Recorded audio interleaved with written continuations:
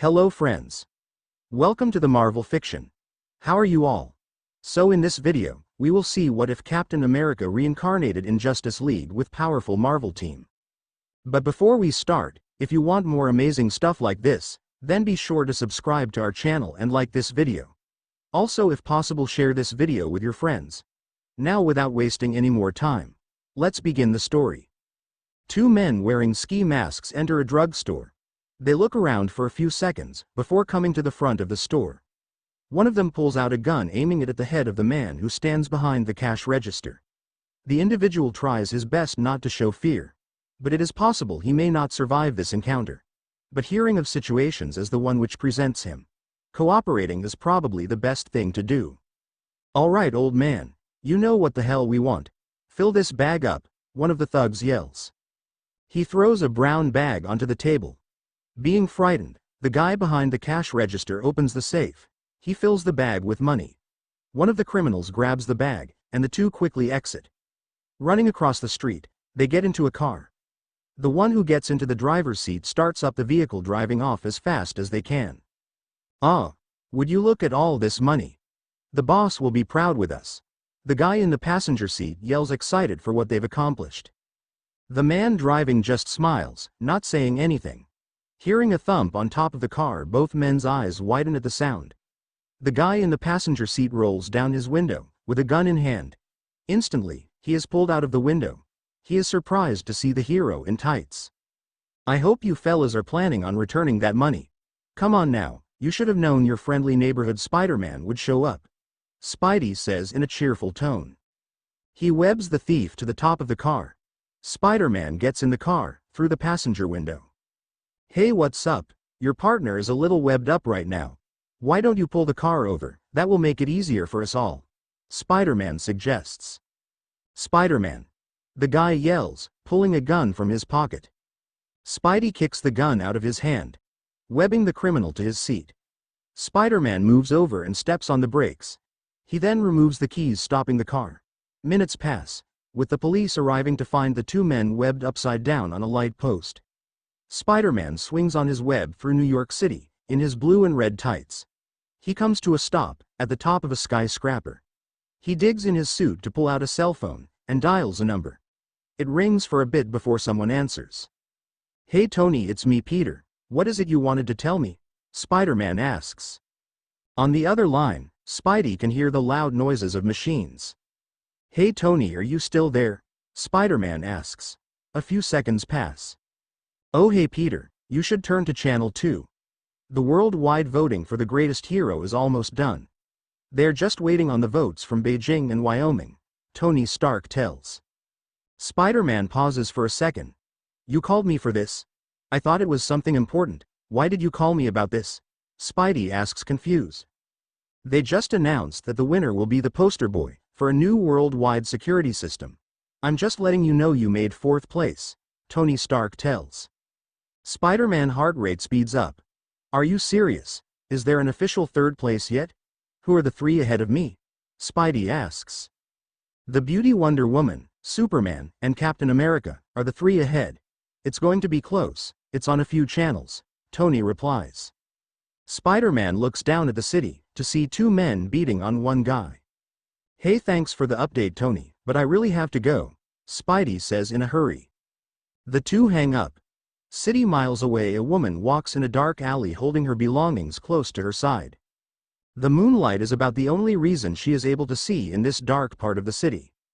Before moving here, she's done her research, fully knowing about the many maniacs and criminals which lurk in the city, in which some say is unsavable. But that will not scare her off. Depending on the business agreement with her company will determine how long she's going to stay. Crossing the street, she steps over a set of newspapers which are eventually blown out of sight. Continuing to walk, she is surrounded by a group of laughing men. Well, I think we just got lucky, boys. She sure is a pretty one," a guy says, licking his lips. "Please don't do this. I have money. Besides, if you even touch me, you will be hearing from my lawyers." The woman stands tall, not showing any fear. She has an idea what might happen if she doesn't get out of here right now. 2 men come up from behind her, throwing her to the ground. They hold her down, while she struggles to free herself. Another guy bends down, and starts cutting her skirt off. Quickly ripping it off, she is slapped in the face to keep quit. The remaining men form a line behind him. Seeing this, her eyes widen as she now puts all of her strength in trying to break free. Now to get rid of these, he says, looking at her panties. Something comes out of the darkness at a fast speed, hitting one of the men in the head.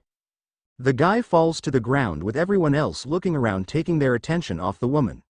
The guy picks up the object that hit him, having an instant shiver run up his spine as goosebumps form on his arm seeing its bad shape.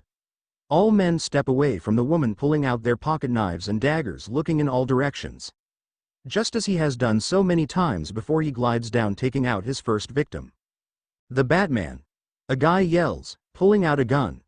Rolling out, the Dark Knight throws a batarang, knocking the gun out of his hand. Batman runs over and knocks down the two men who were holding the woman down. Jumping over the woman, putting himself in the middle of the remaining men.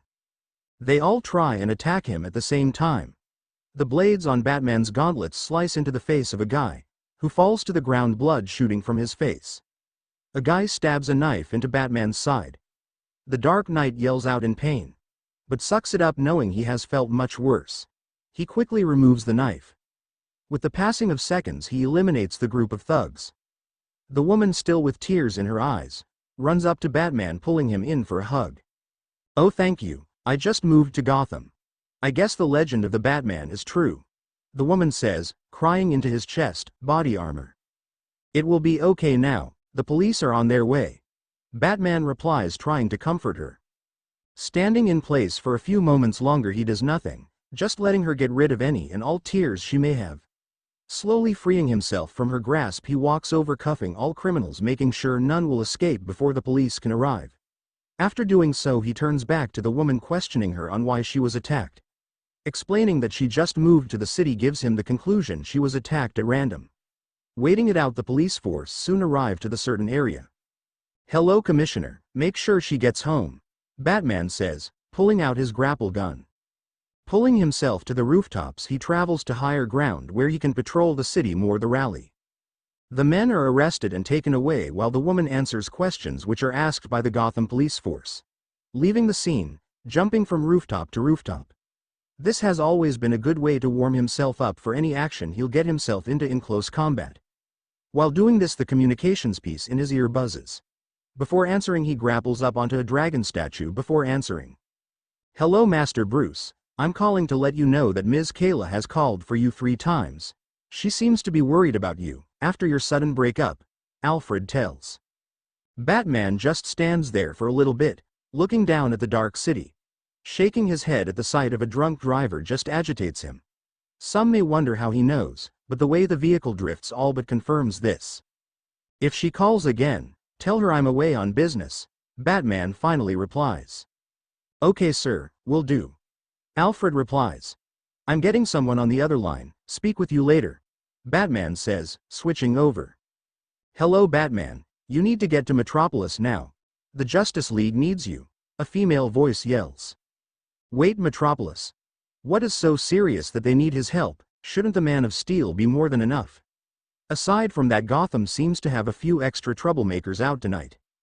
"Diana, I'm busy at the moment, I'm sure you guys can handle it," Batman rejects. Gliding down to a lower rooftop, he makes his way closer to the speeding vehicle, running at full speed, leaping onto yet another building, keeping pace. "Please, Bruce, we need you. Superman and Green Lantern are currently on a different mission," Wonder Woman yells again. Pulling out 4 batarangs, he throws them, having almost perfect aim, flattening 3 of the drunk's wheels, watching the vehicle crash into a stop sign. "Please, Bruce?" Diana asks, but in a soft, almost seductive tone. A smirk grows on Batman's face. "Okay, I'll do it just for you, princess," Batman says in a sarcastic tone. "Okay, but hurry," Wonder Woman replies.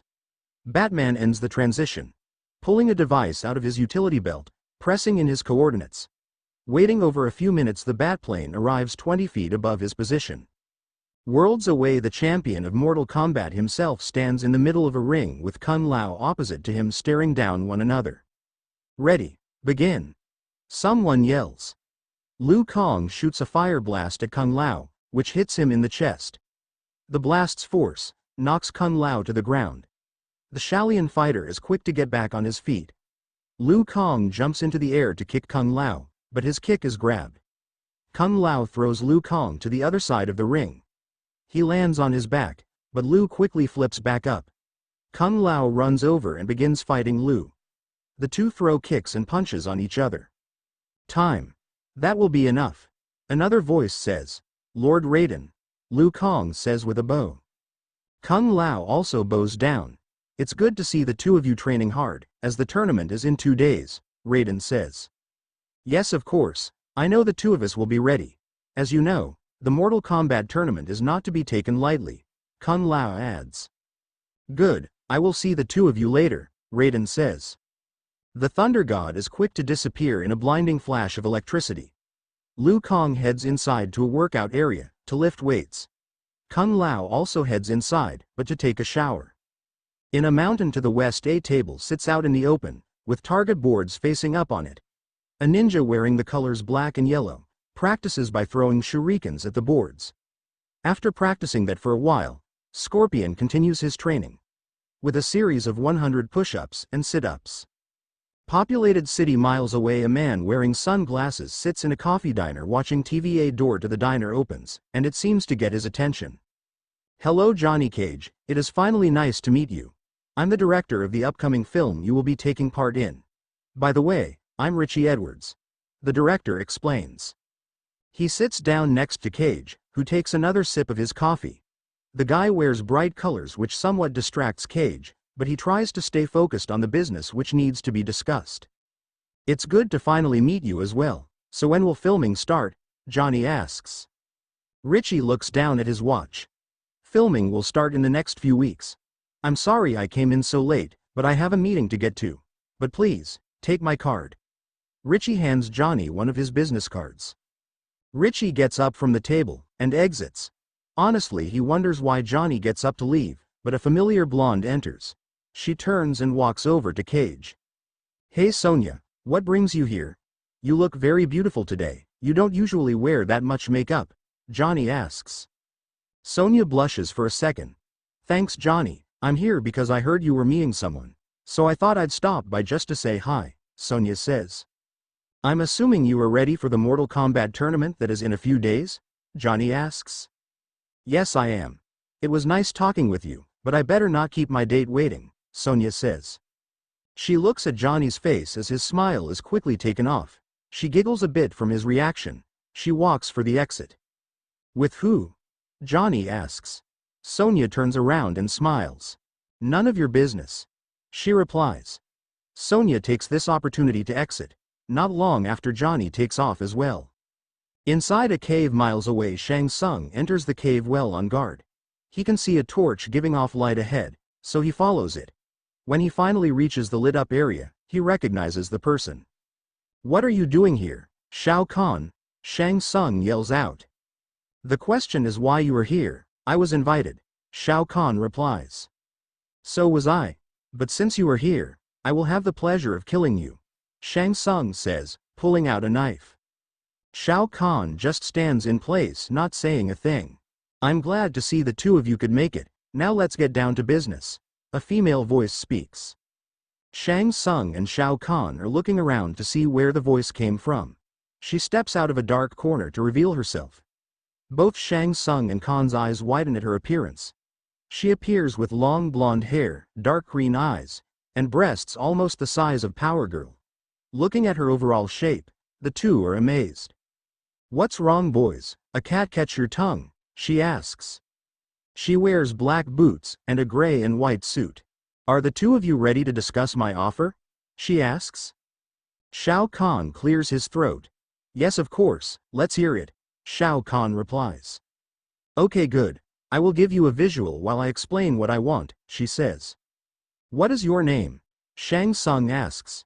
Turning to him, she throws her head back, so now all of her hair is behind her ear. I'm Pathina, she replies. Pathina creates an energy ball from her hands. She lets go of it and the energy floats upward. It stops at a point and increases size. What is happening? Shao Kahn asks. Show me the Fantastic Four, Pathina yells. The energy forms a square shape, and a clear image of the Fantastic Four in battle appears. They're fighting a huge robot. Shao Kahn and Shang Tsung focus in on it. They are the Fantastic Four. I called the two of you here because I want you to help me destroy them, Pathina tells. That guy on fire looks really tough, Shang Tsung adds. Oh yes, Human Torch, he is a hottie. Show me the Titans, Pathina says. Titan's tower is now on the screen, with Kid Devil and Ravager sitting on a couch. The Teen Titans and Fantastic Four are a minor threat. I really need the two of you to help me destroy the Justice League and the Avengers, Pathina says aloud. Pathina goes through footage of both the Avengers and Justice League, with Khan and Shang Tsung. She snaps her fingers with the energy window disappearing. The two men are silent for a while. Shang Tsung breaks the silence. How do you expect us to kill them all? And what is your full plan? Also, what's in it for us? Shang Tsung asks.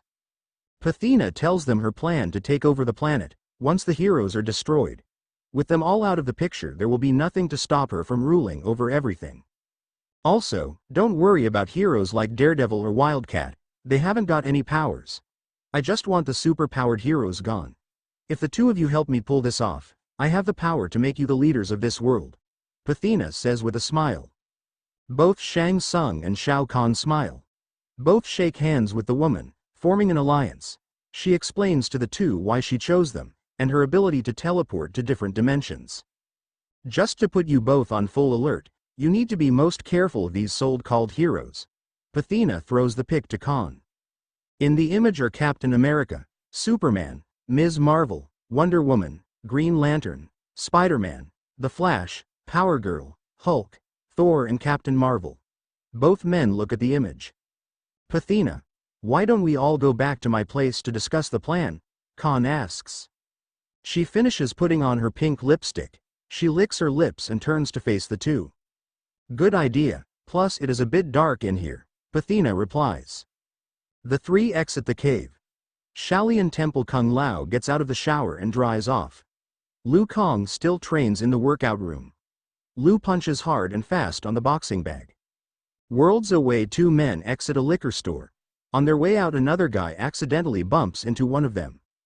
Sorry about that, the guy says. The two men put down their bags. Not really having a clear head, one of the men throws the guy up against the wall. Have the two of you been drinking? Really, bub? I don't want to hurt the two of you, the guy on the wall says. Too late, freak show. Next time watch where the hell you're going, the man says, pulling his fist back. Three blades come out of the guy's knuckles, who leans up against the wall. The man lets go of his shirt. Hey, I was just playing, man, the man says in a panic. Both men grab their bottles of beer and run off. That's what I thought, Wolverine says. The blades slip back into his knuckles.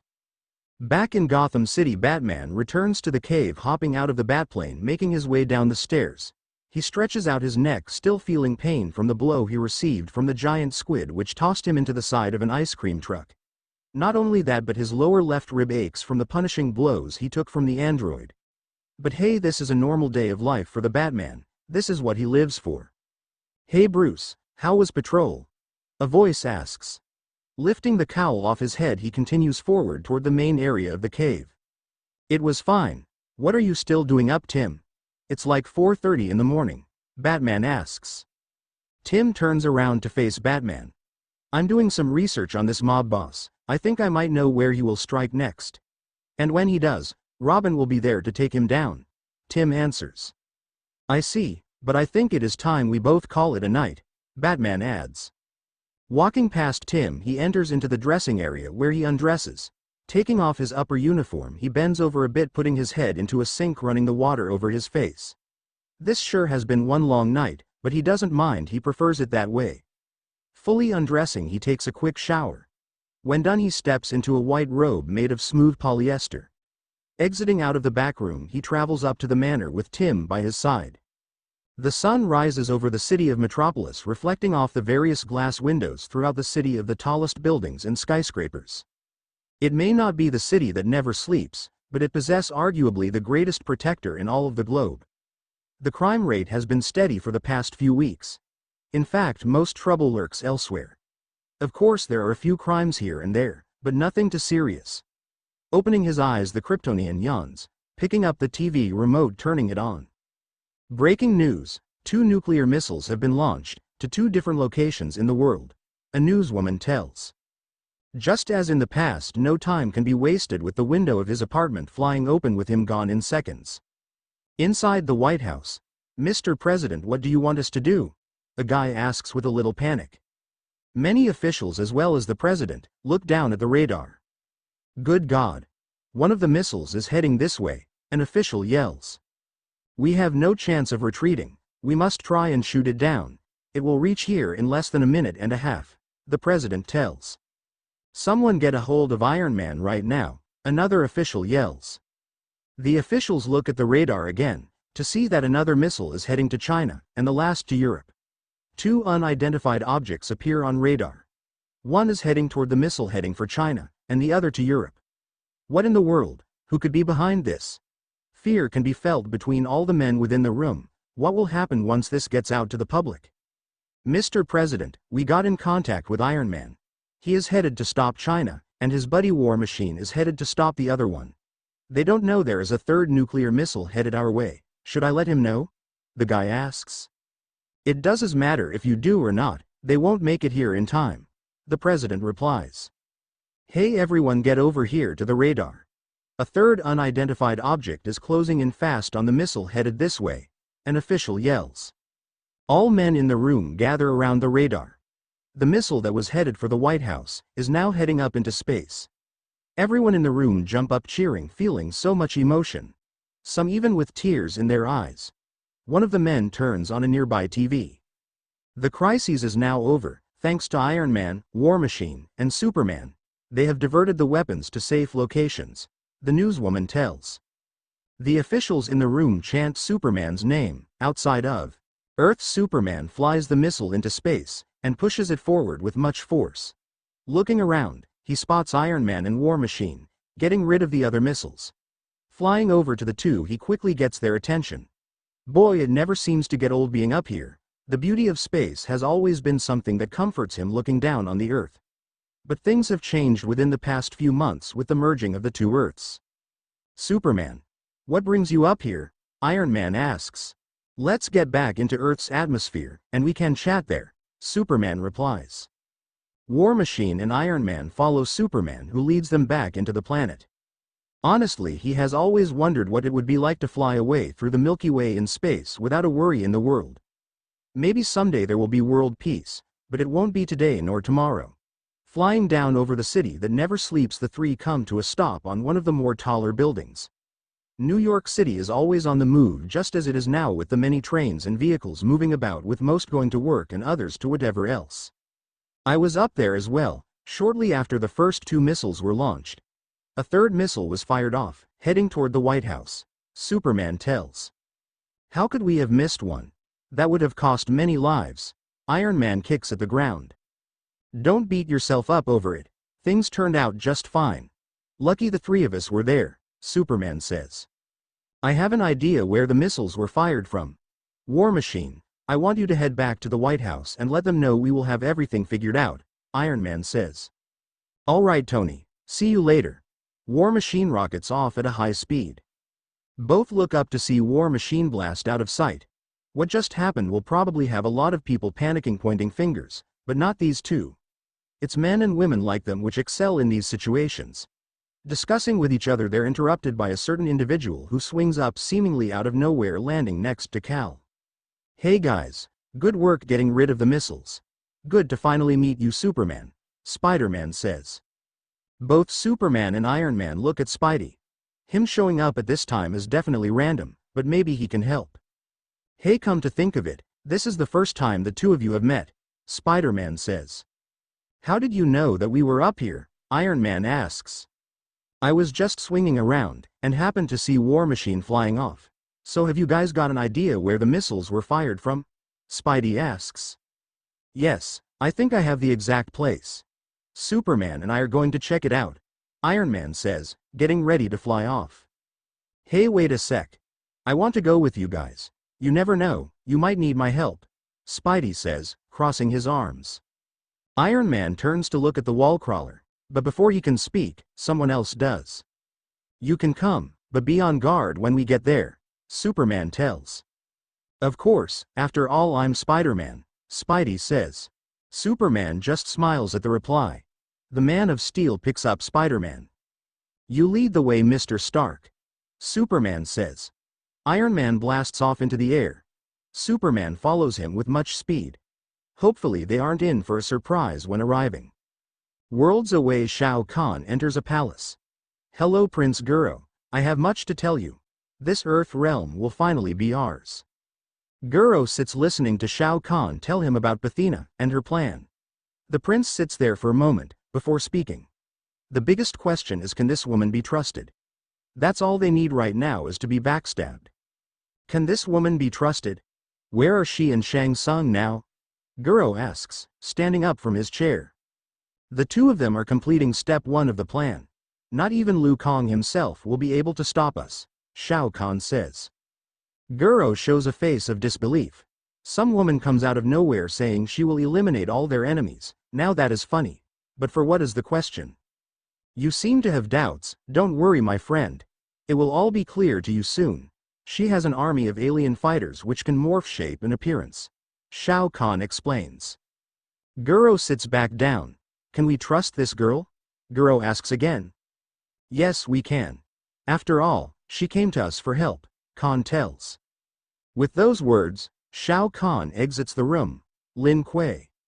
Temple Sub-Zero enters the main room, feeling tired, stretching out his arm. Hello, Master, I am back. The training session went well, Sub-Zero tells. That is good to hear. How is the training coming with the rest of the Lin Kuei fighters? The eldest member asks. They all seem to be improving. Before you ask, yes, I have signed up for the tournament, Sub-Zero tells. Both Sub-Zero and the Lin Kuei's eldest member are quiet for a little bit. Sub-Zero looks up at the eldest member. Perhaps this will be the year he brings home the championship. Doing that won't be an easy task with the competition he'll be up against. I'm going outside of the temple for a training exercise. I will be back in a few hours, Sub-Zero tells. The eldest member nods his head, giving Sub-Zero permission to go. Before leaving, Sub-Zero bows. Worlds away, Iron Man and Superman land, in the area of an abandoned military site, on an island. Superman lets go of Spider-Man. The three begin looking around for anything that could be of importance. A tank is thrown high into the air, at Spider-Man. Superman with his speed zooms over and catches the tank. He sets the tank down. Iron Man makes his way over to the two. The three heroes can see someone approaching. Superman's eyes widen as the person gets closer. No, it can't be. Superman says, nervous. The person stops in front of the three. Hello, Cal, it's been too long, the person says. A tear falls from Superman's eye. I can't believe this. How are you back, Connor? Superman asks, giving him a hug. Superboy alive. Now this is just strange. I heard rumors that he was killed by another Superboy, from another world. Spider-Man says, scratching his head. Iron Man is confused at the whole situation. Connor breaks the hug, as Iron Man takes another step forward. This sweet reunion crap will have to wait till later. Right now I want some answers. So kid, were you the one who fired off the nukes? Iron Man asks. Connor looks straight at Iron Man, as sweat falls from his face. Connor just sits there, not saying a thing. Connor begins to speak, but chokes and stops. Superman's face gets serious. Go ahead and answer his question, Connor. Superman breaks the silence.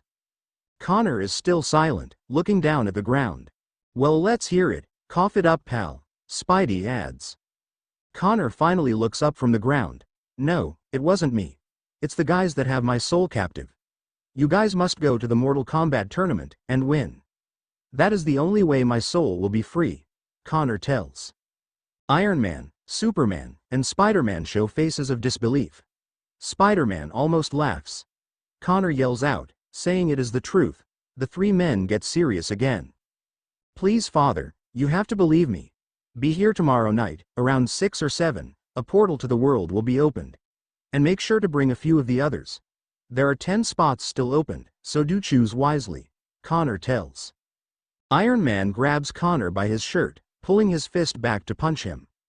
You're insane, kid. Iron Man almost yells. Before Iron Man can do anything, he is pulled back by Superman. Tony, just think for a second, he might be right. Connor, do you know what happened to the guys who fired off the missiles? Superman asks. Connor faces the Man of Steel. They can be found in the new planet. Really, the three of you should leave now. Get recruits, and come back tomorrow, Connor says. But Connor, there are so many unanswered questions. Like, how are you able to be here? Superman asks. Don't worry, Cal. Everything will make sense soon. I don't have much time left here. You should go. I'll be okay. Just remember to be back tomorrow. Connor repeats. Don't worry, we will be back for you. Let's go, guys, Spider-Man says. Superman picks up Spider-Man and begins flying up. We will be back, Superman tells Connor. Iron Man joins Superman as they fly off. Once they're out of sight, Connor smiles. Not long after, he is laughing at the top of his lungs. Connor quickly reverts into Shang Tsung. Athena comes from behind a nearby tree with a smile on her face. She walks up next to Shang Tsung. That was amazing how easily the three of them were fooled. But why did you tell them there were only 10 spots left? Athena asks. The Mortal Kombat roster this year is full. 10 more participants is about all that I can fit. I just want to know how you know so much about the heroes of this world. For the reason that you have not encountered any of them before, Shang Tsung asks. Athena places her hand on Shang Tsung's shoulder. I told you that I have studied the superpowered heroes closely for the last few years, Athena replies. When studying the many heroes, she saved herself a lot of time by completely ignoring the unpowered individuals, which would include anywhere from Batman to the Punisher. With that, she creates a portal. Both she and Shang Tsung step through, returning to his world. The three heroes fly over the Pacific Ocean. Iron Man breaks the silence between the three. I don't know about the two of you, but I don't believe that guy. No offense to you, Superman, Iron Man speaks. Superman is quiet for a second. You know, Tony, I'm going to have to agree with you. Not just that, but for some reason I don't believe that was really even Connor. There was something so strange about him, Superman says. Both Spidey and Iron Man are surprised by his response. But he's no idiot. That guy wasn't Superboy, but he decided to go along with it anyway.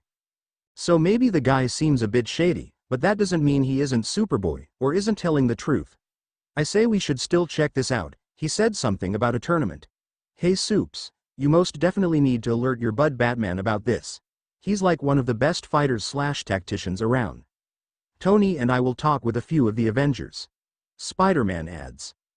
Superman smiles at the mention of Batman. All right, I will do that. But we need to take this serious. Somehow I feel it might be a trap. Plus this should lead us to the ones responsible for, Superman replies. Agreed, but Spider-Man is right. This is something we must all look into, Iron Man says. The three fly back to New York where Spidey is dropped off.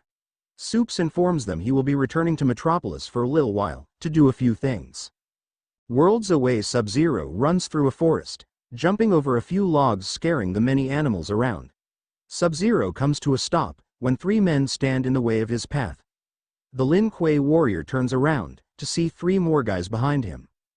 Hello, Sub-Zero. It is a pleasure to finally meet you.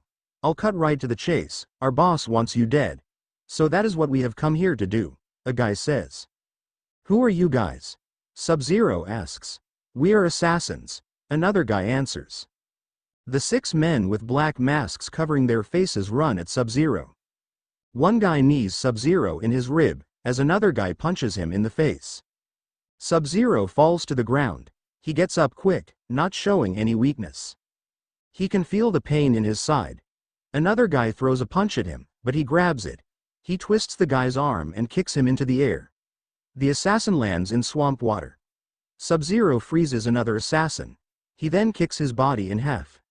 Sub-Zero jumps high into the air, and as he comes down kicks 2 assassins to the ground. Another guy tries to attack him from behind. Sub-Zero throws him over his shoulder. He then snaps his neck. The 4 remaining assassins retreat. Cowards, I hate when they run, Sub-Zero says angrily. Sub-Zero runs off to continue his training exercise. Shaolin Temple Liu Kang sits at a table eating, while Kun Lao sits at a nearby couch reading a magazine. The only thing that can be heard is Liu Kang's spoon when it hits against the bowl. He drops his spoon, looking over at Kung Lao. Is something bothering you? For some reason you seem really tense? Liu Kang asks. Kung Lao looks up from his magazine. Everything is fine.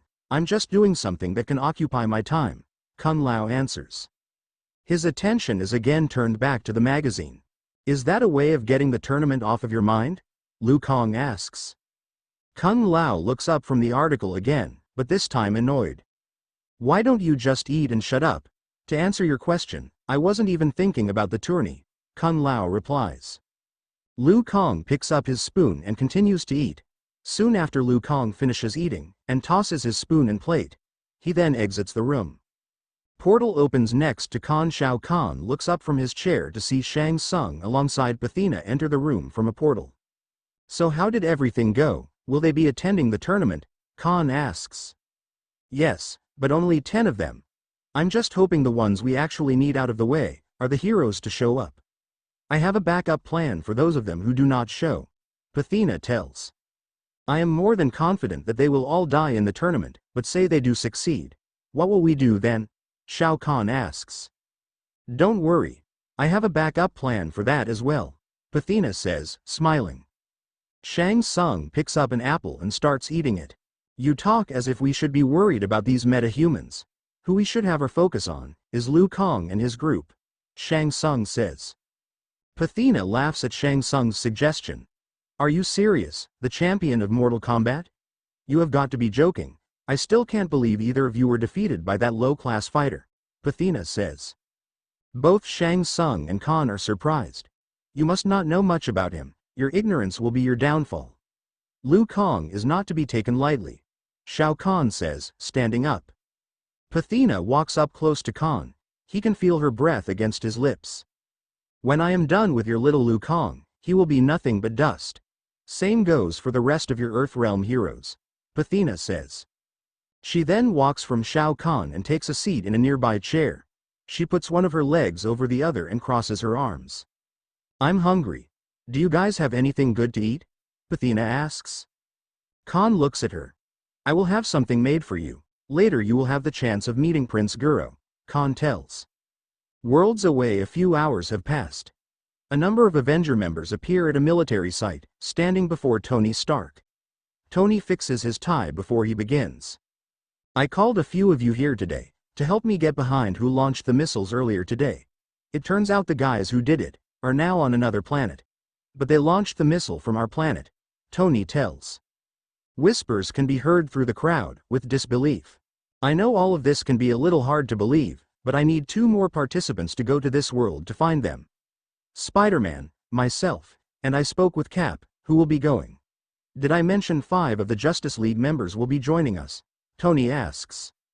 The crowd goes silent right away. Carol steps forward. I will take part in this. It sounds like a serious matter, she says. Tony looks down at her and smiles. I'm glad you will be joining us, Ms. Marvel. We need 1 more member, Tony says aloud. Right away, Logan steps forward. I'll come, but I would like to know a little more about this mission, Logan says. Tony dismisses everyone except Ms. Marvel and Wolverine. The 2 follow the billionaire inside. Alright, now that the 2 of you will officially be joining us, I'll tell you all the details. We are actually entering a tournament. We must win to save the soul of Sup. Tony is cut off. Did you just say tournament? I thought this was important. Forget it, I drop out. You can call Mr. Banner to replace me, Carol yells. Tony puts his hands on her shoulders. Don't leave on us, let me explain further, Tony Stark says. He explains in detail to the 2 what happened earlier in the day. The 2 are silent, just looking at Tony. Tony pours them all something to drink. He hands them their glasses. So are we solid? Will the 2 of you join us in this mission? Tony asks. Both Carol and Logan reply with yes. Good, the 2 of you are dismissed. Make sure the 2 of you come suited up, tomorrow evening, Tony adds. With those last words, the 3 of them exit together. Watchtower. In the meeting room sits Superman, Flash, Green Lantern, Wonder Woman, and Hawkman. The 6 Justice League members sit in silence. Flash looks at everyone, and then the ceiling. Wonder what this could be about. Hopefully it is a good mission, Oh, how he would love some action right now. Hey Soups, why don't you just tell us? Batman is probably busy, Flash says. Superman looks over at Batman's empty chair. He then gets up from his chair. Could you guys excuse me for a second? I'm going to see if I can get a hold of him, Superman says, leaving the room. Superman picks up a phone outside of the room. He dials a number. It rings a few times before being answered. Hello.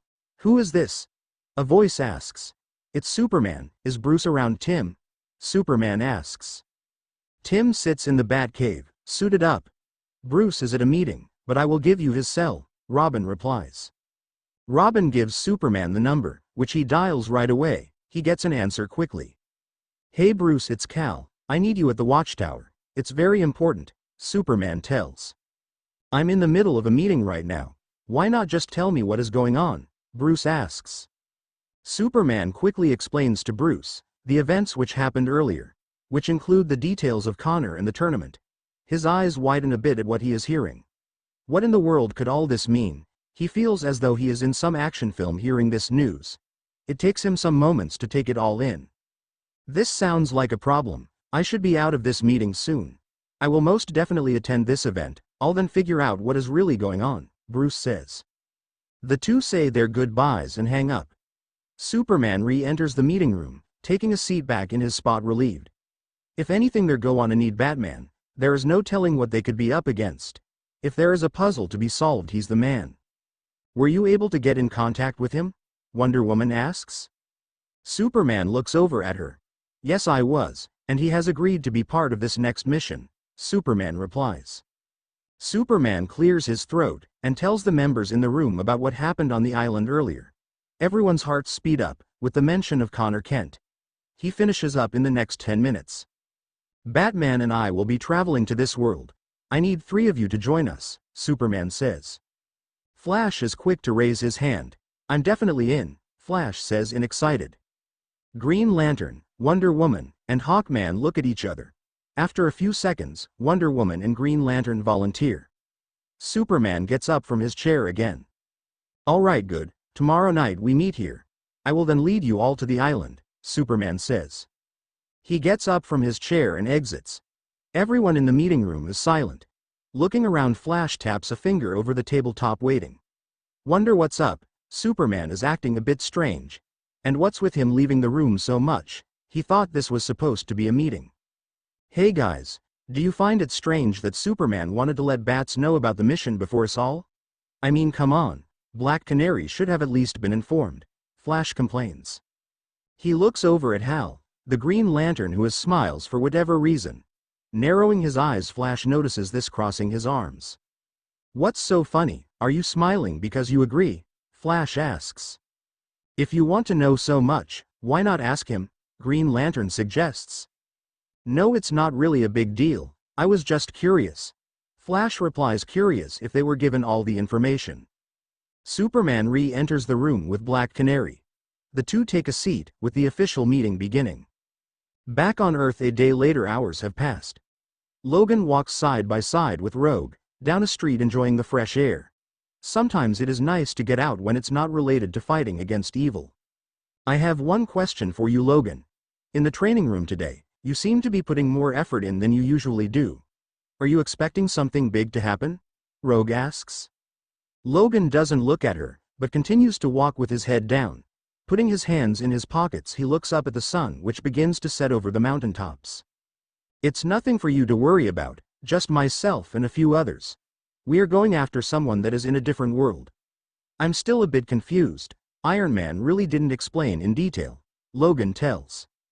That sounds like fun. Were you recruited? Rogue says with a tone of sarcasm. A small smile forms on Logan's face. They walk in silence for a bit longer. So where exactly are you taking us? We have been walking for a long time now. Do you even have a destination in mind? Rogue asks. She gets no answer from him. Instead, he grabs her hand and leads her to a nearby ladder. The two of them climb all the way up to the top, where it leads to a rooftop. Logan and Rogue look down at the city together. Oh wow. This view is so beautiful. Rogue says.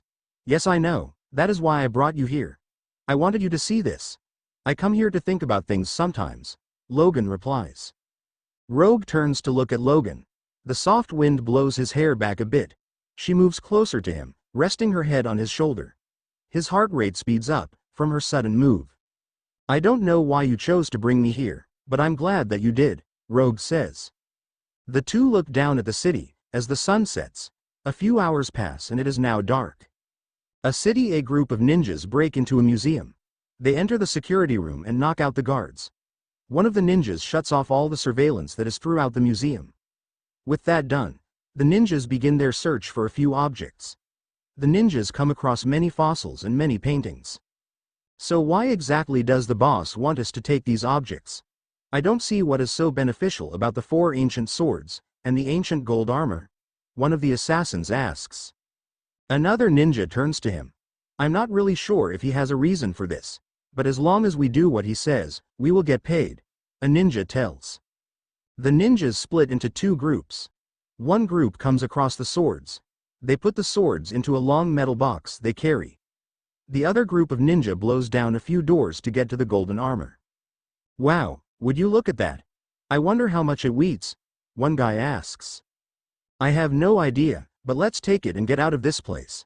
I have a bad feeling the police are going to show up, another guy replies. It takes about 7 of them to lift the armor off its stand. The men place the armor into a metal casket. They all carry it out of the room together. Within a few minutes, both groups of ninjas are putting the stuff into trucks. The boss will be proud with our accomplishments. I know he will like the paintings that we took as a bonus, one of the ninjas says happily. Too bad your boss will never see the stuff.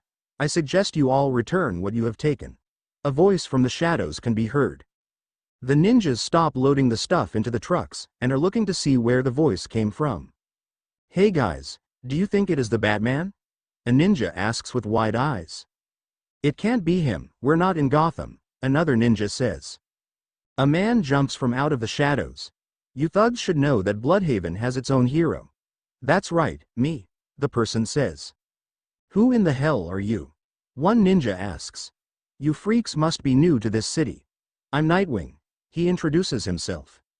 The ninjas pull out staffs and nunchucks, ready to fight the vigilante hero. Nightwing jumps high into the air performing a front flip. He lands in the middle of them all. They begin their attack on him. One ninja throws a kick at Nightwing, who grabs it and throws the ninja back, by pushing on his leg. Nightwing roundhouse kicks another of them into a nearby truck, and elbows a ninja trying to attack him from behind. Nightwing disarms one of them of his staff. He swings and spins the bow staff around, knocking down the ninjas surrounding him. What's happening, guys? It's all of you against me, shouldn't you be winning? Nightwing asks with a smile. He jumps up and kicks 2 ninjas into a nearby wall. As he comes down, he knocks a few ninjas out with the staff. He quickly defeats the remaining ninjas. He ties them all up to a light post. Well, that was easier than I thought. I guess it's time to inform the police about this, Nightwing says, pulling out his communicator. I don't think that will be necessary, kid.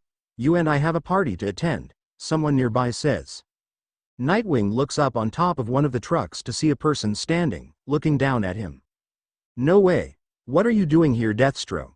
Wait, you're someone else, Nightwing concludes. That is right. You can call me Deadpool. I'm impressed with your fighting skills, and how quickly you took out my men. Where did you learn how to fight like that? I actually recruited them from Family Dollar. But I can see your Walmart material, Deadpool asks. Nightwing scratches his head a bit. Did this guy for real just try and crack a joke? Okay, the next thing he needs is another joker. I was trained by the best. So are you going to return everything? Or suffer the same fate as your men? Nightwing asks. A wind blows to the west. Both men are silent, staring each other down. Nightwing drops and kicks the staff out of the way. I prefer to do things the hard way. This should be fun. I always love a good challenge, Deadpool says, jumping down in front of Nightwing. The two circle each other for a bit. Nightwing gets in his fighting stance, putting his hand up. He signals Deadpool to attack him. Deadpool runs at him, and the two begin fighting. Nightwing punches at Deadpool, but it is blocked by Deadpool's kick. Nightwing flips back before he is hit in the face. Deadpool grabs Nightwing by his chest gear, and punches him in the face. He falls to the ground, but flips up and uppercuts Deadpool onto a nearby car. Deadpool with much strength pulls the car door out. He throws it at Nightwing, who dodges it. Man, what is this guy made of? Nightwing says to himself. You really are flexible and fast. Maybe you should join me, Deadpool suggests. No, I don't think so, Nightwing replies, running toward Deadpool. As he reaches him, he jumps up and kicks him into the car that is missing a door on one side. The impact of the hit sends Deadpool crashing and breaking through the door on the other side.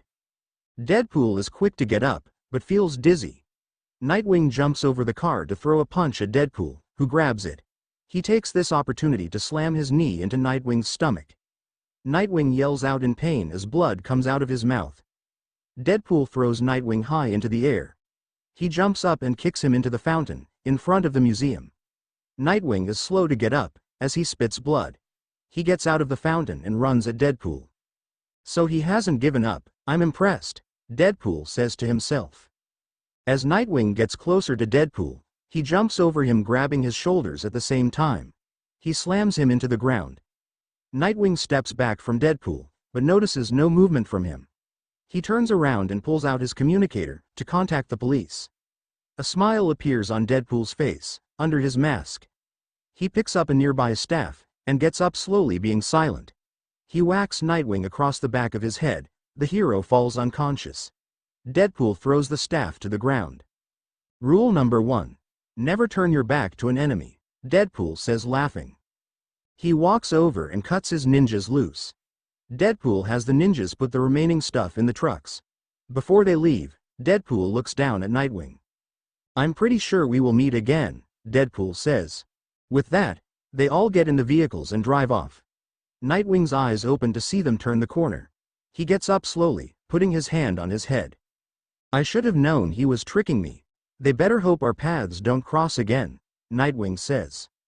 The hero of Bloodhaven makes his way to the rooftops, looking down on the city. In the Batcave, Batman finishes typing something on the computer. Standing over him, Robin pays close attention to the information. Batman points up at the screen. That is where Ralph and his men will be meeting. The east end of the docks, Batman tells. Batman gets out of the chair. He walks over to a table with a bag on top of it. Inside the bag are a few batsuits and regular clothes. Batman picks up the bag and throws it into the Batplane. If you need help with the city while I'm away, just give a call, Batman says to Robin. Yeah, I'll most likely do that, Robin replies. Batman jumps into the Batplane and blasts off out of the cave.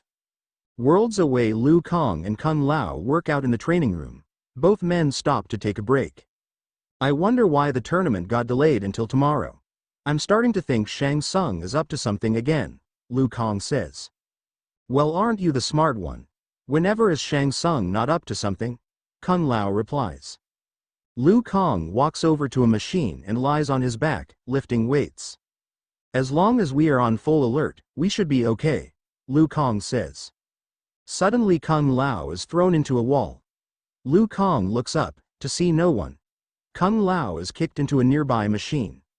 Liu Kang jumps up from the machine, and runs over to help Kung Lao. Liu is grabbed by his neck, and thrown into Kung Lao. What is going on? I don't see anyone. He must be using some kind of camouflage, Liu Kang guesses. With the press of a button on his belt, a ninja appears before Liu Kang and Kung Lao. You are correct, Liu Kang. I have come here to kill you. My boss wants nothing to do with you, Kung Lao. He just wants Liu dead. So I suggest you stay out of my way, the ninja demands. Both Liu and Kung Lao get off of the ground. Who is you, boss? And why does he want me dead? Liu Kang asks. My boss has his money on our Mac to win this tournament. He sent me to get rid of the competition. You're the champion of Mortal Kombat. We can't have you getting in the way, the ninja says, pulling out a long blade. Thinking fast, both Liu and Kung Lao punch him in the face at the same time. He falls to the ground, knocked out. So what should we do with him? Liu asks. Kung Lao picks up the ninja and puts him over his shoulder. I'm going to take him outside the temple. I want you to alert the guards to increase security. There might be more of them, where he came from, Kung Lao tells. Good idea, but hurry back. Liu Kang replies. Kung Lao walks out of the room with the ninja. Worlds away on an island, Superman, Iron Man, and the rest of the heroes all gather at the island. All except Batman, who has not arrived yet. Each hero introduces him or herself to everyone. Flash runs around Ms. Marvel a little bit. If I weren't married, I would have taken you out on a date any day. Flash whispers in her ear. Ms. Marvel just blushes. Flash then runs over to Superman and Iron Man. You guys are positive this is the right island? I don't see any portal forming. Flash asks. Just give it a little bit more time, it should open soon, Superman replies. Wonder Woman sits on a big rock, next to Captain America as they talk with each other. Spider-Man, Green Lantern, and Wolverine just stare at the moon as they wait. Wonder Woman places her hand over Cap's. It must have been hard for you, when you lost Rogers, so do you prefer to be called Cap, Bucky, or Captain America? Wonder Woman asks. You can just call me Cap. Rogers and I didn't really see eye to eye close to his assassination. Cap replies, looking into her blue eyes. The two stare for a bit, before Captain America gets up to walk around. A loud noise can be heard in the night sky. Everyone looks up, to see the Batplane approaching. It flies over the island, as Batman jumps out and glides down to the ground, with a bag around his shoulder. Good, Bats is here, Spidey says, walking over to greet him. The remaining heroes also make their way over to Batman. Superman introduces Batman to everyone who hadn't met him. So Batman, what happened to your flying vehicle? Wolverine asks. Batman turns to Wolverine and the two shake hands. I left it on autopilot. It will head back to the cave on its own, Batman replies. A few seconds pass, and the wind speeds around the island increase greatly. Energy builds up in a specific spot, and a portal forms. Last one in eats mud for dinner, Spider-Man says running. Flash zooms past Spidey into the portal. Spider-Man jumps in afterward. Wait. I can't believe they jumped in so quickly, we should have all talked this over first, Iron Man says. Batman walks past everyone. We can discuss everything later, Batman says entering the portal. Everyone else enters right after him. Worlds away. The portal opens inside of a temple, it closes behind the heroes. They look around, to see Pathina sitting in a chair. She gets up, and approaches them. Hello fighters from another world, this is the temple you will stay in while you are here. The tournament will begin tomorrow. Pathina says, pretending she doesn't know any of them. What about Connor? Superman asks stepping forward. She doesn't answer him right away. I don't know who you're talking about. Maybe you will see that person at the tourney tomorrow. Pathina lies. Batman pulls Superman to the side, explaining to him not to ask questions and wait for tomorrow. Pathina hands Batman and Superman the directions to the tournament's location. She marked on the map the directions from the temple to the tournament dome. You all need to be there by 10 in the morning tomorrow. The brackets will be up, showing who you will be fighting first, after I enter your names in. Pathina tells. She asks them all for their names, even though she already knows them. She writes them down on a pad. She digs in her pocket pulling out 4 keys. She again gives it to Superman and Batman, who stand in front of everyone. I could only get you all 4 rooms, so you can decide your own sleeping arrangements. The rooms are on the 7th floor. The room number is attached to the key, Pathina informs. With that, she exits the temple. Wonder Woman walks up to Batman and Superman, putting herself between them. So which one of you lucky boys want to share a room with me? Wonder Woman asks smiling.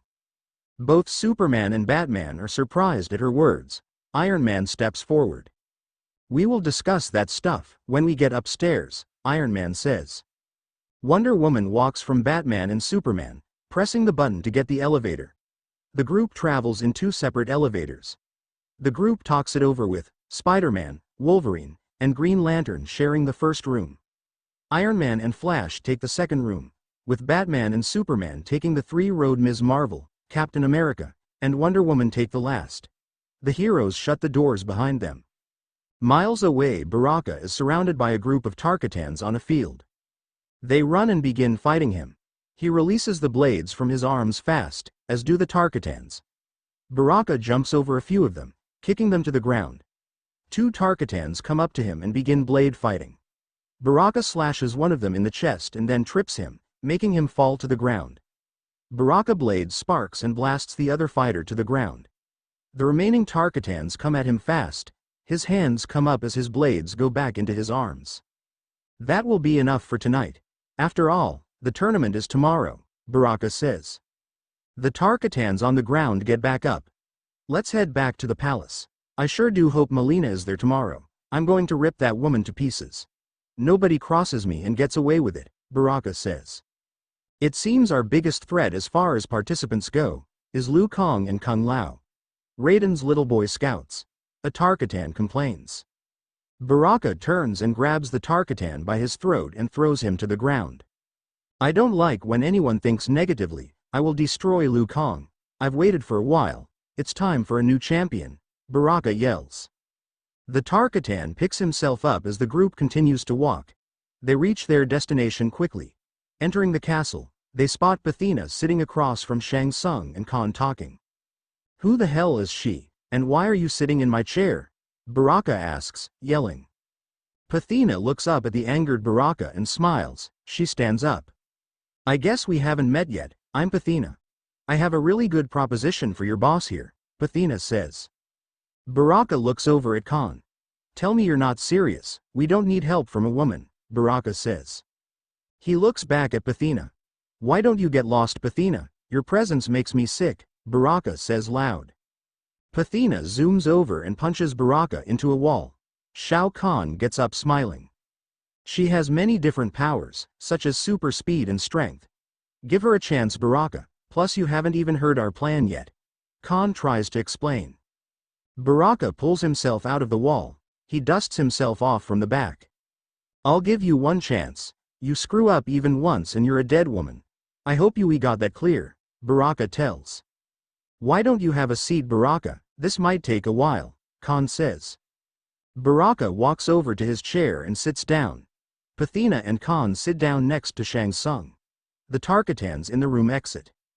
Back at the temple, Carol aka Ms. Marvel gets out of the shower and wraps a towel around her. She walks over to the sink and brushes her teeth. Rubbing her hand over the mirror, she gets rid of the steam so she can get a clearer view of herself. Her heart jumps when she sees Batman standing behind her in the mirror. She turns around to slap him, but he grabs her hand. What the hell are you doing in here? Were you watching me take a shower? How long have you been in here?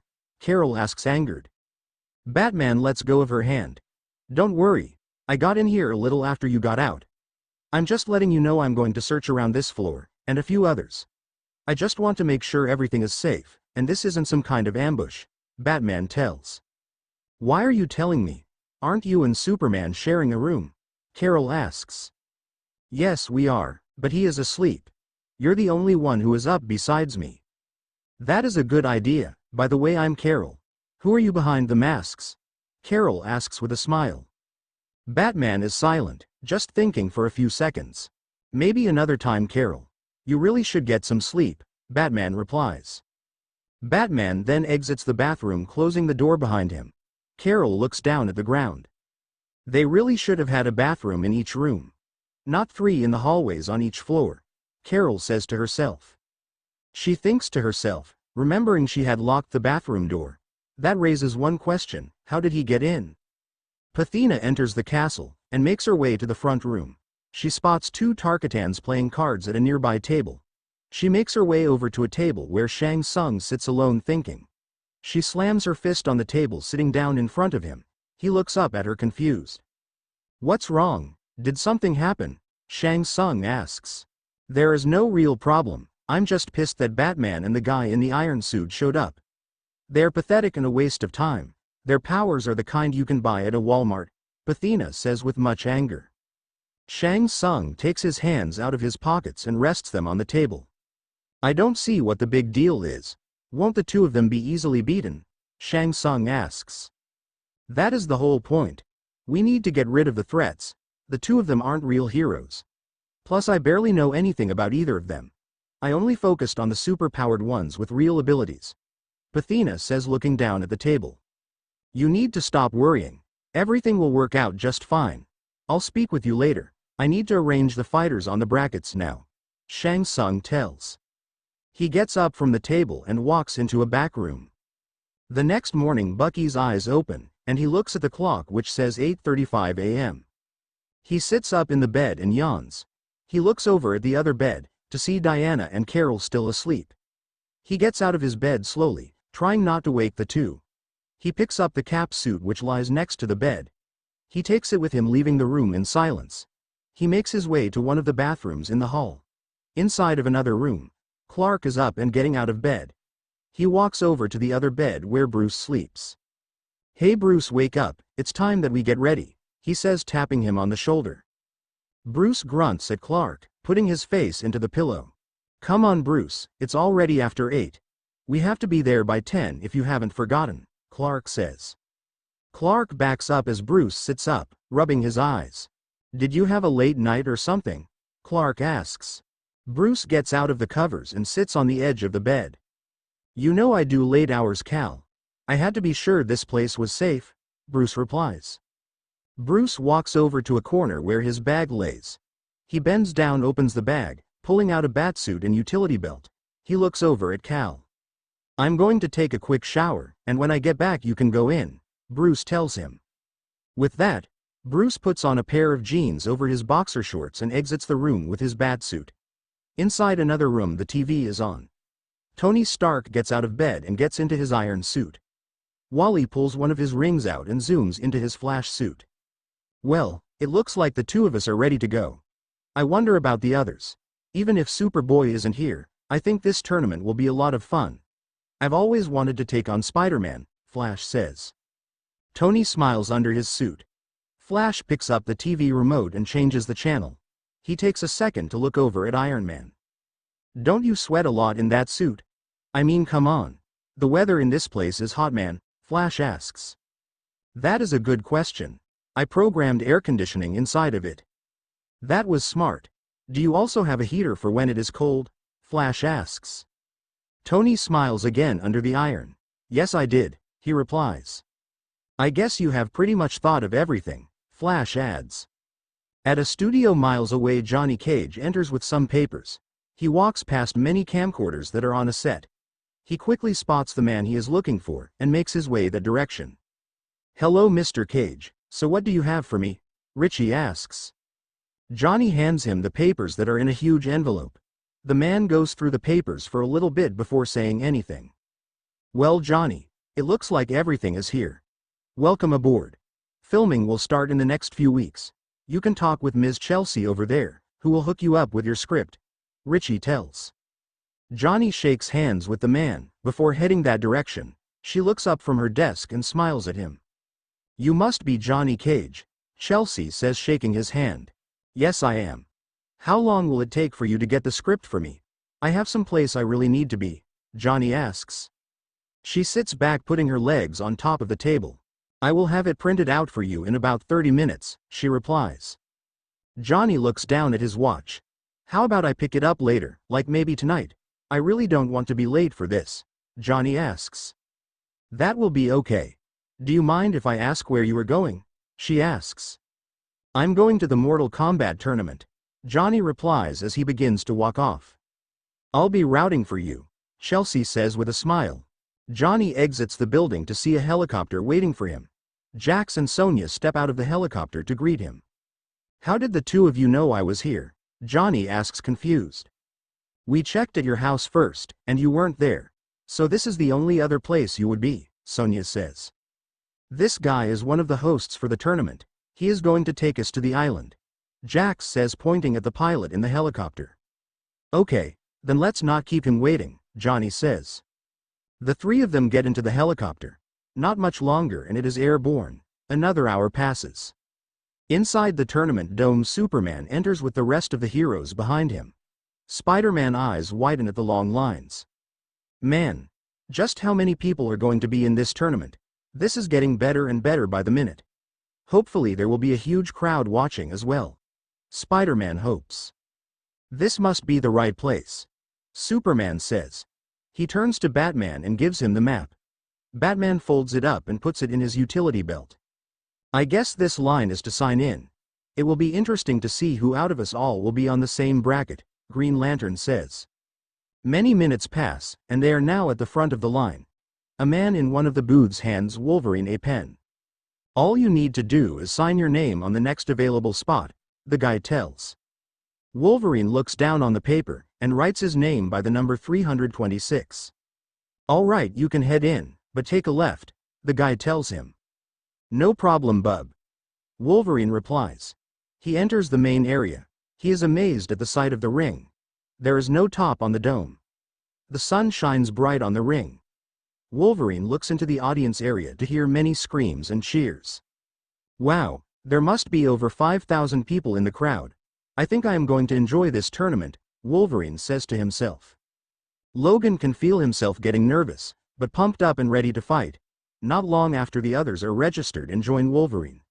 Both Spider-Man and Flash show their excitement. Come on guys, we need to go find the brackets, Flash says.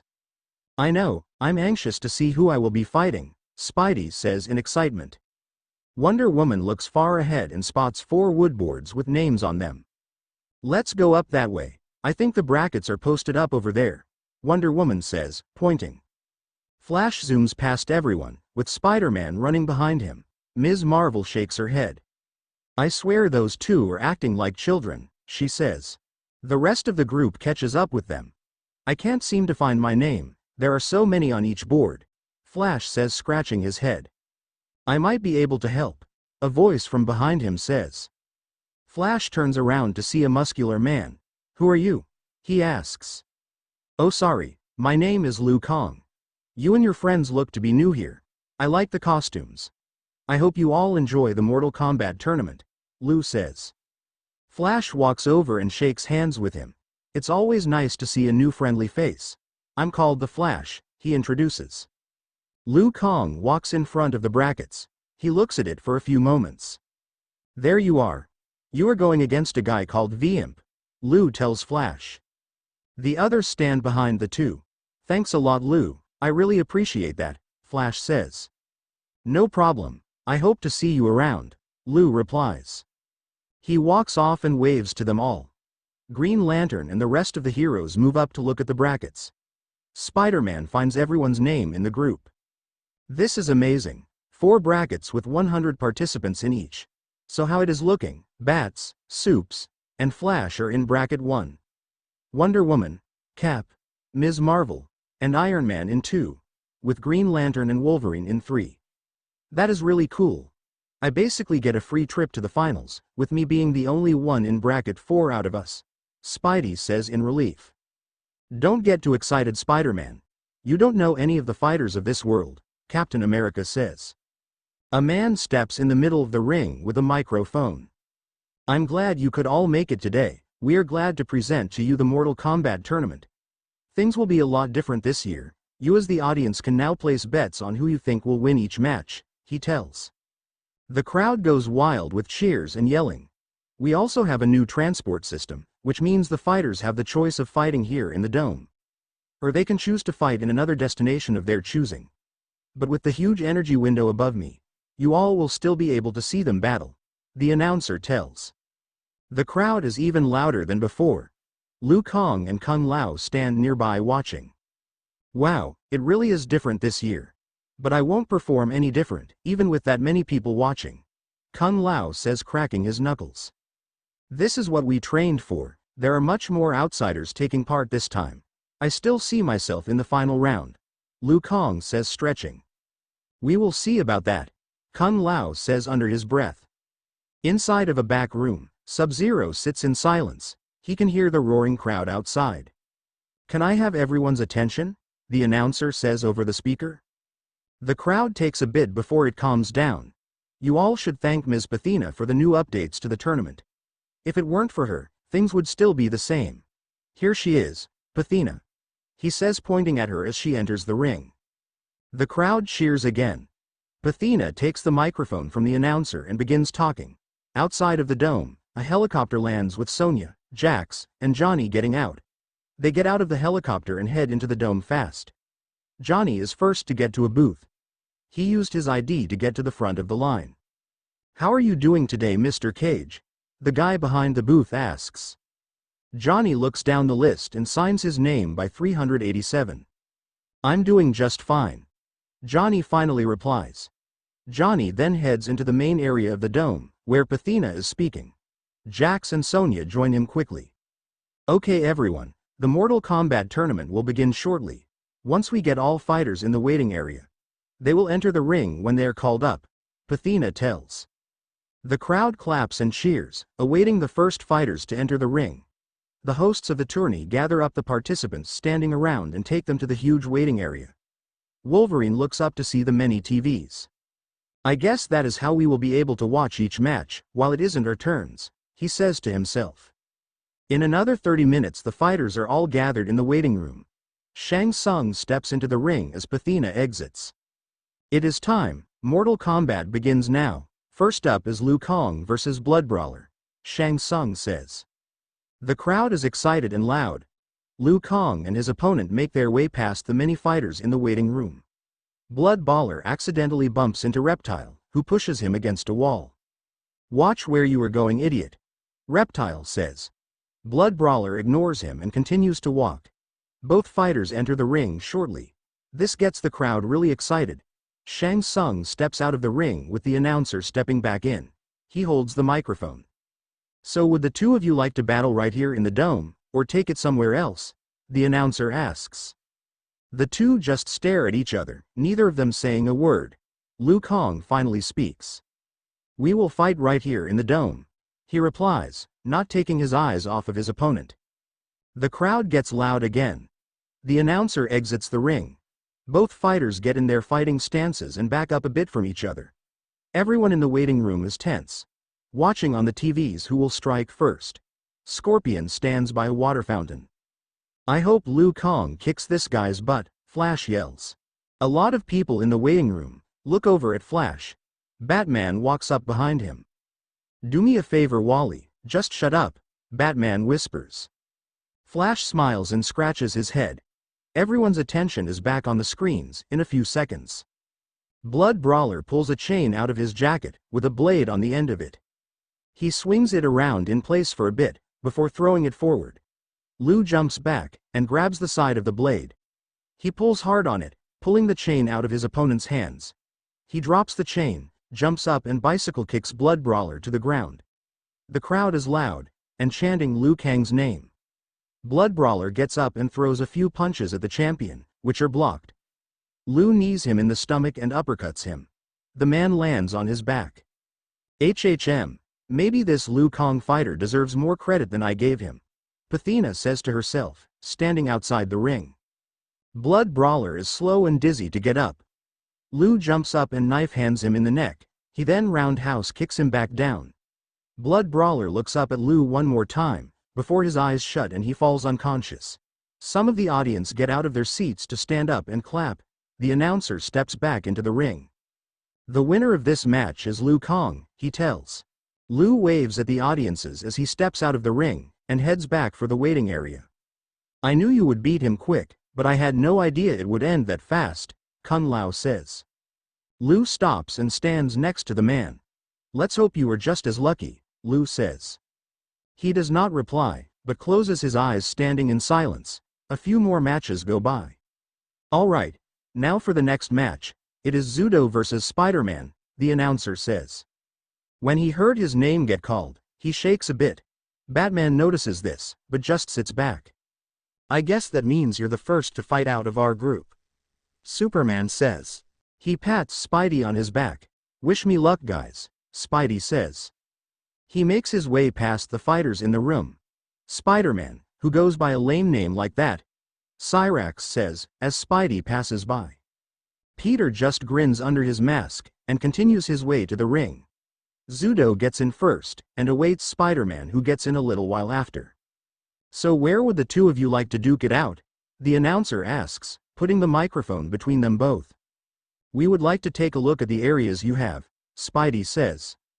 Great, that will make you two the first today, the announcer says. Pathina steps into the ring. She has them both look up at the energy window. It goes through the many different areas. After doing that, she exits the ring.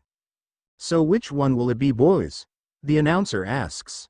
Zudo doesn't say anything, just standing there. Spider-Man has a hard time picking one. but the crowd begins yelling "The Lost Swamp." Spidey smiles at this. "The Lost Swamp it is," Spider-Man tells. The announcer gets out of the ring. A huge light shines over both Spider-Man and Zudo. Within a flash of energy, they're both gone. The audiences look up on the energy window, which shows a clear image of Spider-Man walking around in mud. The crowd is loud and excited. Inside the Lost Swamp, Spidey looks for Zudo. "I wonder where he went. I hate hide and seek," Spidey says. He looks up to see the clouds covering the moon. He realizes there is a huge time difference in this world. As opposed to back in the dome area, he can hear frogs croaking, and insects. His spider sense goes off, and he jumps out of the way of a metal boomerang. He looks up in a nearby tree. Zudo looks down at him smiling. "Are you going to come down, or am I going to have to come up there?" Spidey asks. Zudo jumps down from the tree, and almost slips when he lands in the mud. Spider-Man shoots out his web, and it sticks on Zudo's chest. Spider-Man pulls himself toward his opponent and kicks him into the mud. Zudo gets up and starts throwing punches at Spidey, who dodges them with his reflexes. He gets annoyed with this, picking up Spidey and throwing him into the swamp water. Spider-Man looks down at his wet, muddy suit. "You just had to get my suit all wet and dirty. I think it's time we finish this," Spider-Man says, standing in the dark water. Zudo runs at Spider-Man and tackles him into the water. He digs his hand to the bottom and throws wet mud into the wall crawler's face. Spidey webs Zudo's arms together and kicks him off of him. Zudo breaks out of the web and the two begin fighting. Spider-Man trips over a rock and falls into the mud. Zudo places his foot on Spider-Man's chest, pulling out a large blade. "I win, Spider-Boy," Zudo yells, about to stab the blade into his opponent. Just then a huge crocodile comes out of the swamp water and bites off Zudo's head. His body falls forward, with his blood shooting all over Spider-Man.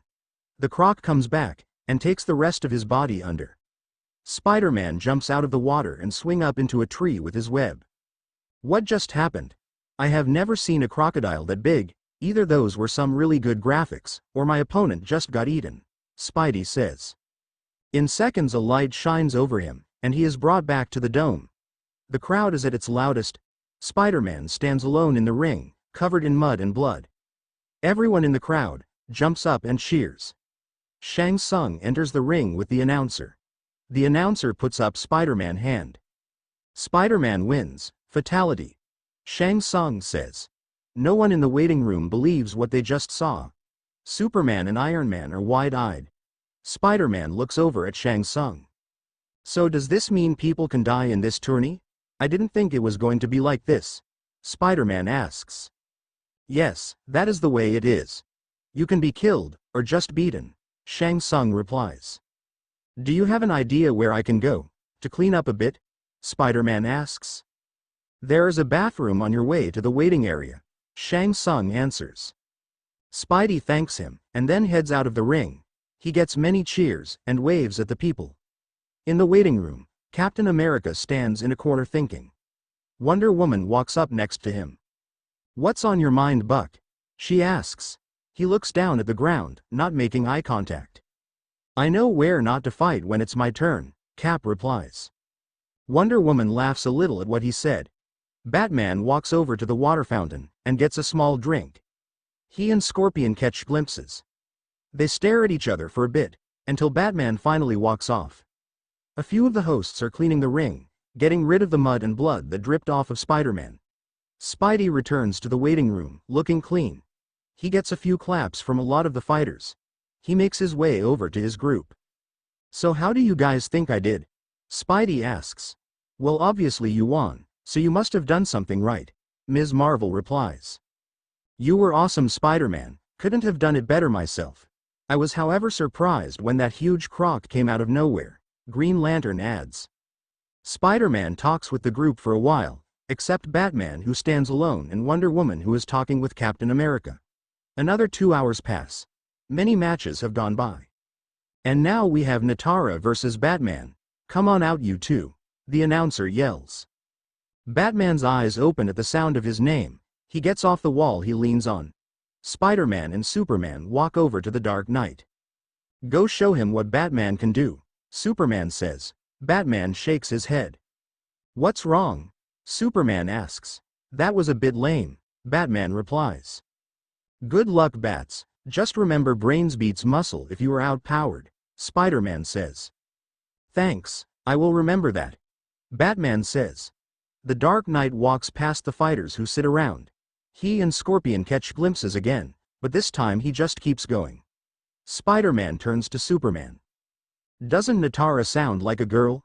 Spider-Man asks. Superman just looks at him. Let's just watch the fight, Superman says. Everyone's attention is on the TVs around. Batman enters the ring, and looks up to see his opponent fly down into the ring. She licks her lips at the sight of him. Wow, it is a woman. She has bat wings, now that is funny, Superman says. Batman and Natara stare into each other's eyes. Batman stares into Natara's eyes through his lenses, with her looking back at him. She ends it by turning her head to the side and laughing. He raises an eyebrow behind the cowl, confused. Natara steps forward, walking ground Batman a few times. He stays in place just looking at her. She finally comes to a stop in front of him. A man who dresses like a bat, she says, holding back a giggle. Batman does nothing but frowns. You are interesting. I can't wait to taste your blood, Natara says, showing her fangs. The announcer walks up, standing between Natara and Batman. She asks to look at the different areas. Pathina operates the energy window from outside of the ring. The two opponents look up at the screen, as she goes through the many different places. We will take this to the graveyard, Natara tells. The audiences clap and cheer, as the announcer steps out of the ring. Back in the waiting area, Reptile stands around with a few others. This Batman guy is about to get his ass handed to him, he says. You got that right, this outsider's life ends today, Cyrax says, agreeing. Flash stands nearby, and can hear the two. He shakes his head in disagreement. Flash makes his way over to Spider-Man and Superman, whose eyes are focused on the TV. The three of them watch together. The light shines over the two fighters, and they are transported to the graveyard. The two of them are surrounded by tombstones with much fog. She looks up to see the moon flapping her wings, and flying into the air. She looks downward to try and find Batman. It is hard for her to see much of anything, with the thick fog. Dead leaves fall from a nearby tree. She spots this swooping down. An object comes from behind her fast. She kicks off of the tree, jumping and flying into the air, dodging the batarang. She flies down in front of the Dark Knight, kicking him into a tombstone. Batman flips up, pulling out two batarangs. Are you some kind of vampire? Your reflexes are not normal, Batman asks. She does not answer, but jumps into the air and glides down in front of him. She attempts to scratch him, but he knocks her hand out of the way, with a batarang. He punches her in the face and kicks her back. The ground area behind Batman begins to move. He turns around in time, to see a skeleton pop out of the ground. Both Natara and Batman are surprised to see this. The skeleton grabs him by his cape and shoulder, swinging him around. In the waiting room, some fighters laugh as they watch. This is incredibly unexpected. It's funny that an outside interference could end the match, Wolverine says, with crossed arms. Green Lantern stands next to him. I agree with you completely, but this match is not over yet, he says.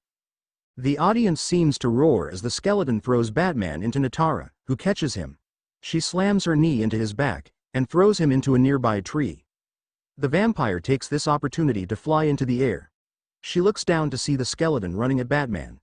He throws a bat bomb at it, exploding him into pieces. A few seconds pass, and the bones put themselves back together. What in God's name? Batman says, surprised, with wide glowing eyes. Batman looks into the dark sky to see her flying. He pulls out his bat grappler and shoots it up. The wiring wraps around Natara's ankle, pulling him into the air. He presses a button on the grapple gun, pulling him closer to her. He jumps onto the top of her back. She flies all over the place, and upside down to try and get rid of him. Batman holds on tight to her stomach. He moves up further. His hands find their way to her breasts. He realizes his mistake and lets go. Natara blushes with anger as one of her wings knocks him off of her back. He falls many feet down into the graveyard. Batman lies on his back, not getting up. Natara comes out of the sky, landing in front of him. I had no idea you were so much of a pervert. It seems you can't get up, such a pity. I guess I will finish you off now, Natara says, stepping forward. She sits down on top of him, pulling out her knife. She turns Batman's head to the side, looking down at his neck. She licks her lips, and brings her head down closer to his. I'm going to enjoy sucking you dry, she whispers in his ear. He turns his head to face hers, half a smile is on his face. Why don't you just wait 5 more seconds, Batman says. She sits up on him, but confused. He quickly pushes her off of him, and kicks her a few feet away, getting back on his feet. She is getting up to face him, but something explodes on her back. She blasts off fast into the air, crashing into a tombstone which knocks her out. Seconds after, zombies bust out of the ground and surround her. Batman grins, throwing a smoke bomb over at the zombies. He jumps in with his gas mask on, and takes down the zombies. He picks up Natara and grapples them out of the area. He sets her down behind a tree and stands next to her. A light shines over them both, and they are brought back to the tournament dome with a loud crowd. He then takes off his gas mask. Shang Tsung and the announcer enter the ring. The announcer puts up Batman's hand. Batman wins. Shang Tsung says. The paramedics come into the ring and put Natara onto a stretcher, leaving the ring with her. Batman gets a few cheers and boos. Shang Tsung walks up next to Batman. Next time when you are in battle, you must let your opponent die. You have shown weakness to the audience, Shang Tsung tells. Batman steps out of the ring, heading back to the waiting area. He passes Pathina on his way out, who rolls her eyes at him. He does not notice it, and continues to walk. Superman walks over to Wonder Woman and Captain America, who are laughing. Hey Diana, did you watch Batman's match? He was great? Superman asks. Wonder Woman puts her hand up, waving at him, indicating to talk to her later. Not now, Cal, she says, still laughing a bit with her hand on Cap's shoulder. Superman makes his way over to Green Lantern and Ms. Marvel. As Batman re-enters the waiting area, many whispers can be heard. What a dummy, he wouldn't let them just tear her body apart, Darius says. He just ignores the rude comments and continues to walk forward. He looks over at Scorpion, who looks back at him. It ends as quickly as it started, with Batman walking off. Spider-Man and Iron Man approach the Dark Knight. You did awesome, Bats. That is great. She didn't notice you placed the bomb on her. Even I didn't know you did that, until the bomb went off, Spider-Man tells. Batman stands up against a wall.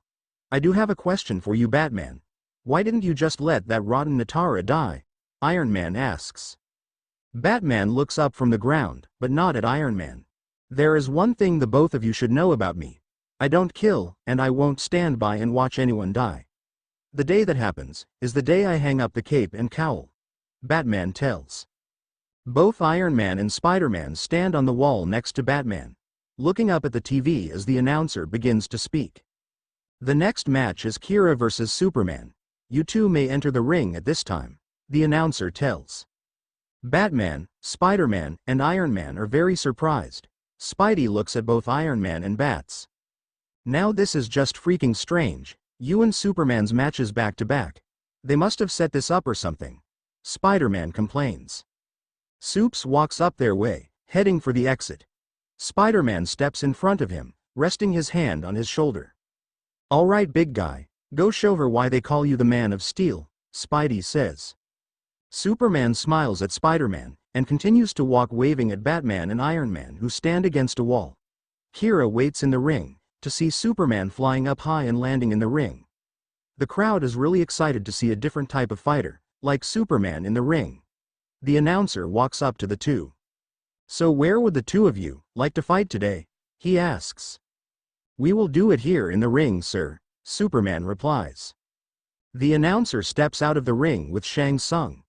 Kira gets in her fighting stance, backing up from the Kryptonian. She looks at him from head to toe. She smiles a bit at him, standing up straight and stiff. Are you sure you're Superman? You seem more like Gay Man to me, Kira says, laughing. Superman looks down at her, but he does not show a face of anger. Excuse me, what is it you just said? Superman asks, already knowing what she said. Do you need to clean the wax out of your ears, Gay Man? I know you heard me that time. Just look at the way you dress, it's pitiful, Kira replies. Why don't we get this show started? Superman says as he smiles. She pulls out 2 blades and runs at the last son of Krypton. She swings her blade at him, but he zooms behind her in less than a second. Some of the people in the audience stand up and clap. What the hell? How did he move that fast? A guy in the audience yells, clapping at the same time. Pathina walks up next to Shang Tsung. You see now why I say your Earth Realm heroes are nothing to me. It is heroes like Superman who we need to worry about, Pathina tells him. Shang Tsung doesn't reply but continues to watch the match. Kira backkicks, but he zooms in front of her before her leg even extends out the full way. He knocks her to the ground with a slight push. Some of the audience laughs at Kira. She drops her blades and gets up to try and punch him. He runs circles around her as she throws kicks and punches at him. She eventually stops, falling to her knees out of breath. He stands in front of her with a smile on his face. She looks up at him, with fear in her eyes. Are you done playing around? Superman asks in a nice tone. The crowd is loud, with many talking amongst each other. As soon as the voting booths open, I'm putting 5,000 on this Superman guy. I have not seen a fighter yet who compares with him, a guy says, in his seat. You got that right. When I first came here, I had my mind set that the champion Lou would win.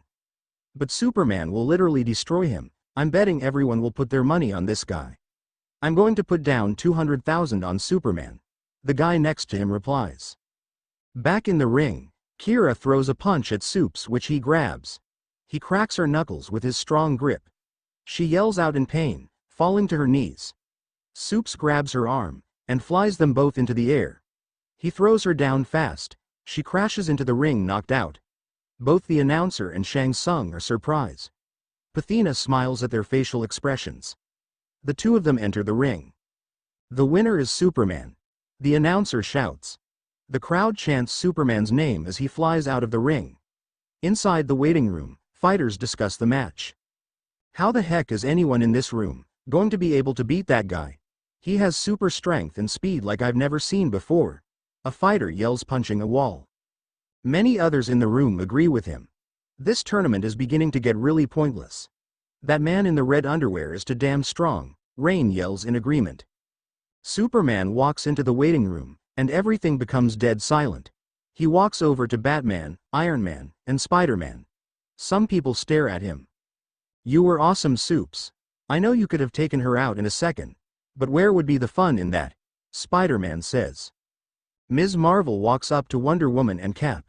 Sorry to interrupt your conversation, but did the two of you see how quick Superman's match went by? She asks. Diana turns around to face Ms. Marvel. Captain America has his focus on her as well. Superman already fought. I guess we missed it. He did win, right? Wonder Woman asks. He was toying with his combatant, but he won easily. Shouldn't the two of you be focusing on your upcoming matches, and not each other? Ms. Marvel asks. Are you jealous? We are focused. Sitting around and watching so many different people fight can get boring. Wonder Woman replies. Ms. Marvel backs up a bit, putting her hands on her waists. The announcer calls up the next two fighters who will fight in the ring. Jealous? Are you serious? To let you know, I'm not even into Cap. He is a friend figure to me. It's okay that the two of you talk, but just remember to stay focused. Ms. Marvel tells. Wonder Woman looks away from Ms. Marvel and over at Captain America. I will be back in a minute. I'm going to congratulate Superman, Wonder Woman says, walking off. Ms. Marvel looks at Cap, who is smiling. You feel something for her, don't you? She asks, crossing her arms. Maybe there is a little something between us, but it is just a close friendship, Captain America replies. Yeah, right, whatever you say then, she adds, walking off. Wonder Woman stops in front of Superman. I heard you won your first match, good job. So what are you going to do about Connor? Wonder Woman asks. If that was really Connor, we have to win this tournament to save him. So our focus is to win as much as we can, Superman tells. You're the only one who has fought out of us. Hopefully we all come out with wins, Wonder Woman says. Superman puts his hand on his head and gasps. What is it? Did I say something wrong? She asks. He removes his hand, looking down at her. I told you that Batman had won his match, and so did Spider-Man earlier, Superman tells. Wonder Woman steps back, with her mouth opened a bit. She looks away from Cal and down at her red boots. "Oh, I'm sorry about earlier. We just had a good conversation going. You know how that goes. Anyway, where is Batman?" Wonder Woman asks. "I'm not sure. He went off somewhere with two of the others," Superman replies. In a corner of the waiting room, Flash, Liu Kang, Batman, Kung Lao, and Spider-Man sit at a table with a few other participants talking. The men drink iced Pepsi. At the table, each person discusses some of their past fighting experiences. Liu Kang is up to talk. "When I began my training, it was in the Shalian Temple. Both Kung Lao and I are Shalian monk fighters," Liu Kang tells. "That was so cool. Your life story was pretty interesting. I'm just confused on the part why Khan wanted a rematch against you, after you had beaten him. But I guess that is how all bad guys are," Flash says. "I can't wait to see you fight, especially since you conclude that you're the fastest man alive. I doubt you're faster than the guy in the red cape," Kung Lao says, taking another sip of his drink. "Just wait and see, Soups can't keep up with me any day," Flash says, sitting back in his chair. The guys are quiet at the table, looking up at the TV to see that Sector won the match. Spider-Man taps Batman on the shoulder. "It looks like you're up, Bats, let's hear it," he says. Most fighters at the table want to know why he dresses like a bat. He does not want to share the beginning of his origin with anyone, so he declines. "I will start off with my first night of patrol," Batman tells. Everyone at the table is interested in listening. Sonya and Jax sit down next to Lou, not knowing what is going on. Another 30 minutes goes by, with a few more matches. The announcer stands in the middle of the ring. "This should be an interesting one, Sub-Zero versus Killer Rampage. You two may enter the ring at this time." Sub-Zero and his opponent are quick to get into the ring. The two agree to look at the different areas, so Athena goes through them. "The pyramid looks promising. It's a great place for me to rampage on this, Sub-Zero," Killer Rampage says, getting in the ninja's face. Shang Tsung exits the ring. The two are then transported to the pyramid. Sub-Zero stands on an upper part of it, looking down at his opponent. Both fighters realize the steepness of the pyramid. A few miles away, a sandstorm is headed to their location. "Why don't we begin, Blue Ninja?" he says. Sub-Zero jumps up a bit, sliding down and kicking into Killer Rampage, who tumbles to the ground, rolling down a few times before catching himself. Sub-Zero shoots an ice ball at him, but he dodges it, sliding across the surface. Killer Rampage runs at him, grabbing him by his head and slamming him down onto the surface. It breaks open with Sub-Zero falling through. Killer Rampage jumps in as well. Sub-Zero lands on a platform, and so does Killer Rampage. Both fighters look up to check out their surroundings. They can see small Egyptian paintings across the walls. "Let's continue, Ninja. I don't think we should keep the audience waiting. Your death is a certainty," he says. Sub-Zero does not look at him. He looks down from the platform. He can see sinking sand down at the bottom. "How dare you ignore me, fool," he says, jumping at Sub-Zero. He throws a punch at Sub-Zero, which is blocked, and the Lin Kuei fighter knife hands him across the neck. Killer Rampage steps back, holding his neck and coughing. Sub-Zero runs over and uppercuts him onto another platform. He also jumps over, looking down at him. He gets up, still holding his neck, trying to punch Sub-Zero with his other arm. Sub grabs it, twisting his arm and throwing him back down to the ground. Killer Rampage spits blood. "You're going to regret you stepped into the ring with me. No one humiliates me like this," he tells. Sub-Zero just elbows him on the neck, and then kicks him in the stomach. Killer Rampage rolls over on his back in pain. "For the record, I know 300 ways to kill a man. Why does one talk so much while fighting? You should learn to shut your mouth sometimes," Sub-Zero says. Killer Rampage's heart rate speeds up at the mention of how many ways he knows to kill someone. Snakes hiss at the bottom, near the sinking sand. He gets back up and continues his attack on Sub-Zero. All of his attacks are blocked, and Sub-Zero swings his arm around, punching him in the face. The hit knocks Killer Rampage out, who falls off of the platform into the sinking sand. The audience cheers loud.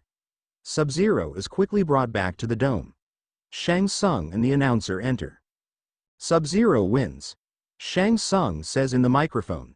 The Lin Kuei warrior gets many cheers when exiting the ring. He heads back to the waiting area like the many fighters before him. Wolverine and Green Lantern stand by a soda machine. Sub-Zero seems to be a good fighter. I will be sure to observe him closely with each of his matches. With that ring of yours, you probably don't have to worry about losing too much of anyone, Wolverine says. Green Lantern lightly punches Logan on his arm. I know you can hold your own as well. Plus some of these guys that we have seen fight and win today don't look like much. You'll do just fine, Wolverine, Green Lantern adds. The two of them look up at the TV to see hosts cleaning the ring for the next match. Superman and Iron Man walk down the hallway, heading to one of the gift shops. I hope we didn't travel to this world for nothing. Don't you think we should start investigating a little bit? Iron Man asks. If we are going to do anything like that, it will have to be after nightfall. We will leave it to Batman. He is good at sneaking around and getting information. Plus we don't even know who the guys are who have Connor, or if that was him. Superman replies. Iron Man and Superman walk into a shop with electronics and many other things. The guy behind the front counter smiles at the two costumers. If the two of you need help on looking for something, just let me know, he says. We are just looking, not for anything particular, Superman replies. Hey, you're Superman. I saw your match a little while ago, man, you were awesome. I know you will most definitely win the whole thing. That is also what a lot of costumers said that have come through this shop, he tells. Superman stops in place, looking back at the guy. Thanks a lot. I will put in all my effort.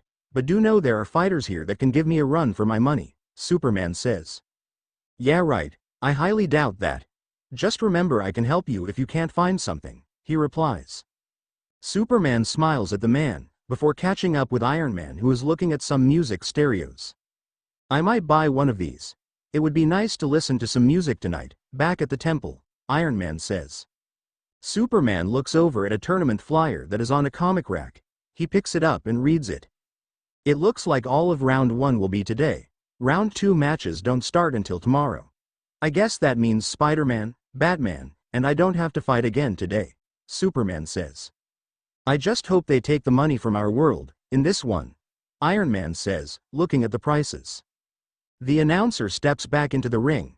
And now for our next match, we have Melina versus Wolverine, he tells. Wolverine stands next to GL in the waiting room. His bloodstream is pumped and he is ready to fight. Go get her, and don't forget to put in your best effort. But most importantly, have fun, Green Lantern says. Wolverine smiles. Don't worry, bub, I will, he replies. Superman and Iron Man exit the shop quickly, after hearing Wolverine's name being called. He is the first one to enter the ring, jumping in and releasing the blades from his knuckles. The crowd cheers and applauses. I'm going to tear her limb from limb, he says. Wolverine turns around to see her entering the ring. His eyes widen. Hot damn. She is why beautiful, Wolverine says to himself. He looks down at her legs, and makes his way up. Melina walks in front of him, pulling out her size. Melina stands in front of Wolverine spinning a sigh. He just looks back and forth between her and the roaring crowd. Captain America and everyone in the waiting room watch, except for a few who just sit around talking. The announcer as usual walks up to the two participants. Where will the two of you fight? How about giving our audiences something we haven't seen yet? The announcer suggests. Wolverine thinks to himself, trying to remember the many arenas that he saw on screen beforehand. He smiles with a decision made. The Great Farm looks promising, he replies. The crowd claps and cheers. Within moments the two of them are transported to the chosen area. Melina stands on the open caged field, looking at a few horses galloping. She checks out her surroundings, also spotting cows that chew on grass. Melina sniffs the air, but cannot pick up his scent. The Avenger, X-Men, walks inside of the farmhouse. He bends down petting one of the pigs, who just squeals. He looks around to see many other caged animals, such as buffalo and llamas.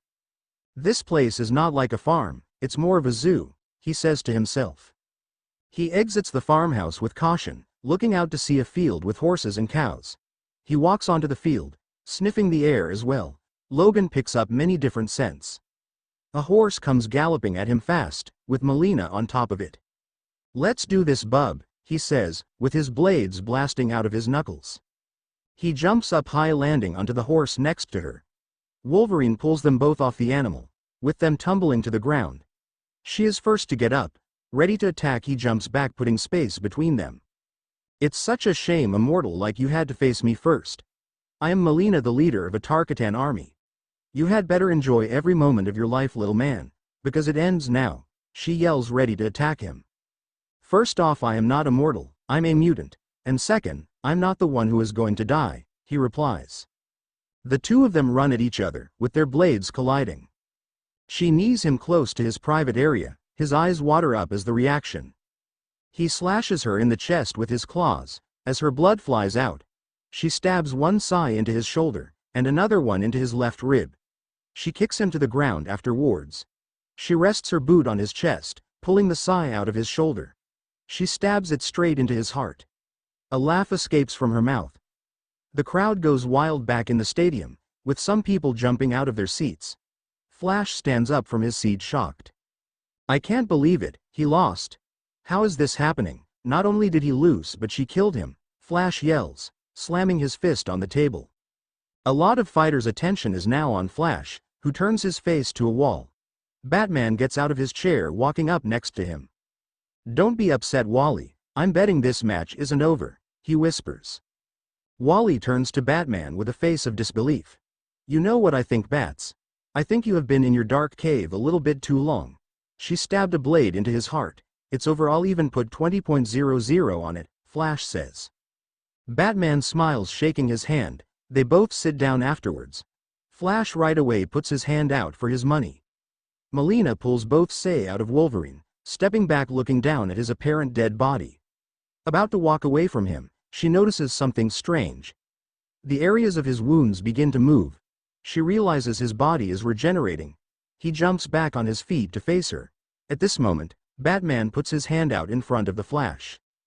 Don't tell me that you actually thought I was dead. Someone like me can't be beaten that easily, he tells. Wolverine jumps over Melina, kicking her in the back of the head. She holds her balance, not letting herself fall. She throws both her sai at him, as if a projectile. He spins around, dodging both blades, running into her with his blades stabbing into her stomach and chest. He pulls them out, and watches her fall to the ground. She holds her stomach, as a good amount of blood gushes out. You may have defeated me this time, but there will be a next time, she says. The part Tarkatan lays in a puddle of dripping blood as her eyes close. She finally dies. Wolverine shows no emotion on his face. He is brought back to the dome to a loud crowd. Flash pouts but is glad Wolverine won as he hands his cash over to the Dark Knight. He puts it into his utility belt. The announcer and Shang Tsung already stand in the ring. The winner is Wolverine, fatality, Shang Tsung says. Wolverine quickly steps out of the ring, heading back to the waiting area. Worlds away, Ralph Boers and his men gather at the docks. The sun shines bright over the city of Gotham. Many men in black suits stand around. Ralph steps forward, shaking hands with another man. I'm glad you could make it, Bernard. This deal must go through right now. So do you have all the weapons? Ralph asks. Bernard puts his sunglasses on while smiling. He snaps his finger, and some of his men bring a few of the weapons out of the surrounding vehicles. The weapons are located in steel suitcases. I've got your money. Let's do this quick before trouble shows up, he replies. A flying object comes out from a corner, knocking one of the cases out of the mobster's hands. The men look around to see Robin jumping off of a wall. The men pull out their guns, shooting at him. He blocks a few of the bullets with his cape. He knocks a few of the thugs to the ground. Don't just stand there, boys. Get the damn bird, boy, Ralph yells. Robin knife hands a guy on the neck, who coughs blood. He kicks and throws a few of them into the Gotham Lake. Bernard pulls out a chain, swinging it. Robin dodges it. He roundhouse kicks and uppercuts the mob boss into a nearby truck. He throws bird wiring around the legs of Ralph, who tries to run. He falls down hard, as the boy wonder pulls him back. Do yourself and your pals a favor, keep your activities out of Gotham, he tells. Robin ties them up, leaving a legitimate call to the police. He returns to the Batcave, undressing, and heading up to the manor. Tim heads into the kitchen, wetting a rag. He puts it over a bruise on his arm. He walks into the main dining room, turning on the TV. In latest news, the reporter Lois Lane is missing. She was last seen at Arkan's manufacturing company building, a newsman tells. Tim watches, rubbing the wet rag over his arm. He thinks to himself, knowing that the crime rate in Gotham has been increasing as of late. He pulls a small phone book out of his pocket. The two first numbers he spots are that of Stephanie Brown and Grayson. He puts the book back into his pocket. I think I should be able to handle this myself. If something ever happens to Batman, it will be up to me to carry on his heroics. Robin can handle Gotham for a little while, he concludes. Tim sits back on the couch and relaxes, because when nightfall hits it will be time to work. Back in the city of Bloodhaven, a ninja stands in the middle of a room. The room is filled with many different weapons from all around the world, with ancient suits of armor. Let's begin. I will have a prize for the one who can take me down. Deadpool is the ninja who stands in the middle of the room, surrounded by 5 of his own ninjas. 3 of them run in and try and attack him at the same time. They throw kicks and punches at him, which he blocks, sliding to the ground. He leg grabs one of them, tossing them over and into a wall. He elbows and neck grabs 2 other ninjas, slamming one of them onto the cement floor. Deadpool quickly defeats the rest of them. You've got to be kidding me, right? No wonder that Nightwing Punk defeated you all so quickly. You fight like pussy cats, Deadpool says, laughing out loud. A few of his ninjas look at him with questionable faces, because of the joke he just cracked. Deadpool walks over to one of the displays, rubbing his hand against one of the blades of a sword. There are just a few more things we need out of this city before we leave. If that winged vigilante shows up again, don't disappoint me, boys, he says. Deadpool pulls out a sword from its holder. He performs a full kata using it. His ninjas watch him as he performs many different advanced moves. Deadpool jumps up, kicking a sandbag off of its chain that holds it up. I'm not trying to change the plans or anything, but can't we find what we're looking for in another city? Like, how about New York? One of the ninjas asks. Deadpool throws the sword into a dartboard. It sticks right into the middle. Some of the ninjas' eyes widen at his accuracy. Deadpool turns to face them. The precise things I seek can only be found in this city. Don't tell me you're afraid of the knight with wings, Deadpool says again, laughing. The ninjas are quite not saying a word. Deadpool exits right afterward. Worlds away, Iron Man has just finished his match and blasts out of the ring, waving to the cheering crowd. Kenshi and Superman have just introduced themselves to each other. 10 others, including myself, have come from our home planet to take part in this tourney.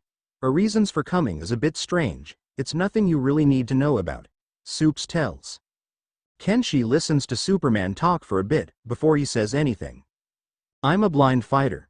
I have been this way for longer than I can remember. I'm used to being in the darkness, although it would be nice to see the beautiful colors of the world, he tells. Superman looks over at the blind man, almost feeling sorry for him. Athena walks into a dark back room, turning on a light to see Khan sitting at a desk. He looks up at her as she looks back at him, with a confused face. I don't even want to know what you were doing in the dark. Everything seems to be going the way I planned. Each hero that has fought from the other world, they have won their matches, Athena tells. So will the plans remain the same? The winner of the tournament will fight Shang Tsung? Shao Kahn asks. Athena walks toward Khan, sitting herself on top of the desk he sits at. She puts her hand on his chin, bringing his face up to hers. You know, babe, I think you should be the one they face in the final round. You're such a powerful man, she says, bringing her lips to his. Khan pulls back, standing up out of the chair. She looks up at him, confused yet again. You're a very beautiful girl, but no woman can seduce me. If that is what you want, I will fight against the winner of the final round, he replies.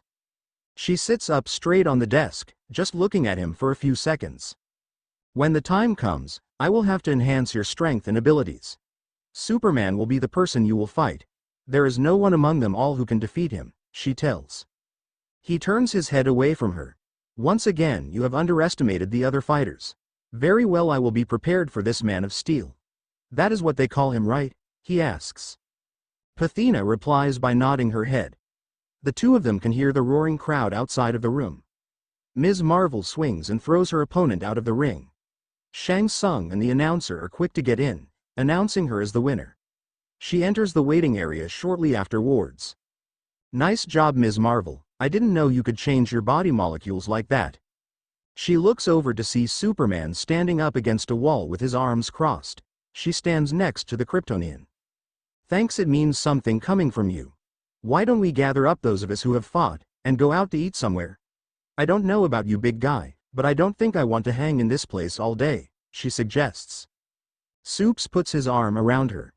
If we are going to go anywhere, we should wait until everyone from our group has fought. It shouldn't be too much longer, he says. Soups takes his arm from around her, and walks into the crowd of fighters. He spots Flash and Batman sitting at a table, talking with Liu Kang and a few others. Superman takes a seat across from Sonya. Wolverine and Green Lantern sit at a table playing cards with some other fighters. Next match is Hazel Flame versus Reptile. Hurry in, you two, the announcer speaks. Reptile cracks his knuckles. It's about time. I don't think I could have waited any longer, he says. Reptile jumps into the air, doing a front flip over a lot of participants. Hazel Flame awaits him in the ring. Reptile is quick to request the match take place in the dome. With that, he and his opponent are left alone to face off. So now there is a green ninja. There are way too many participants dressed as ninjas. You should have come up with a better idea, bud, Hazel Flame tells. Reptile just smirks at his comment. The lizard ninja is quick to begin, as he jumps up and punches his opponent across the ring.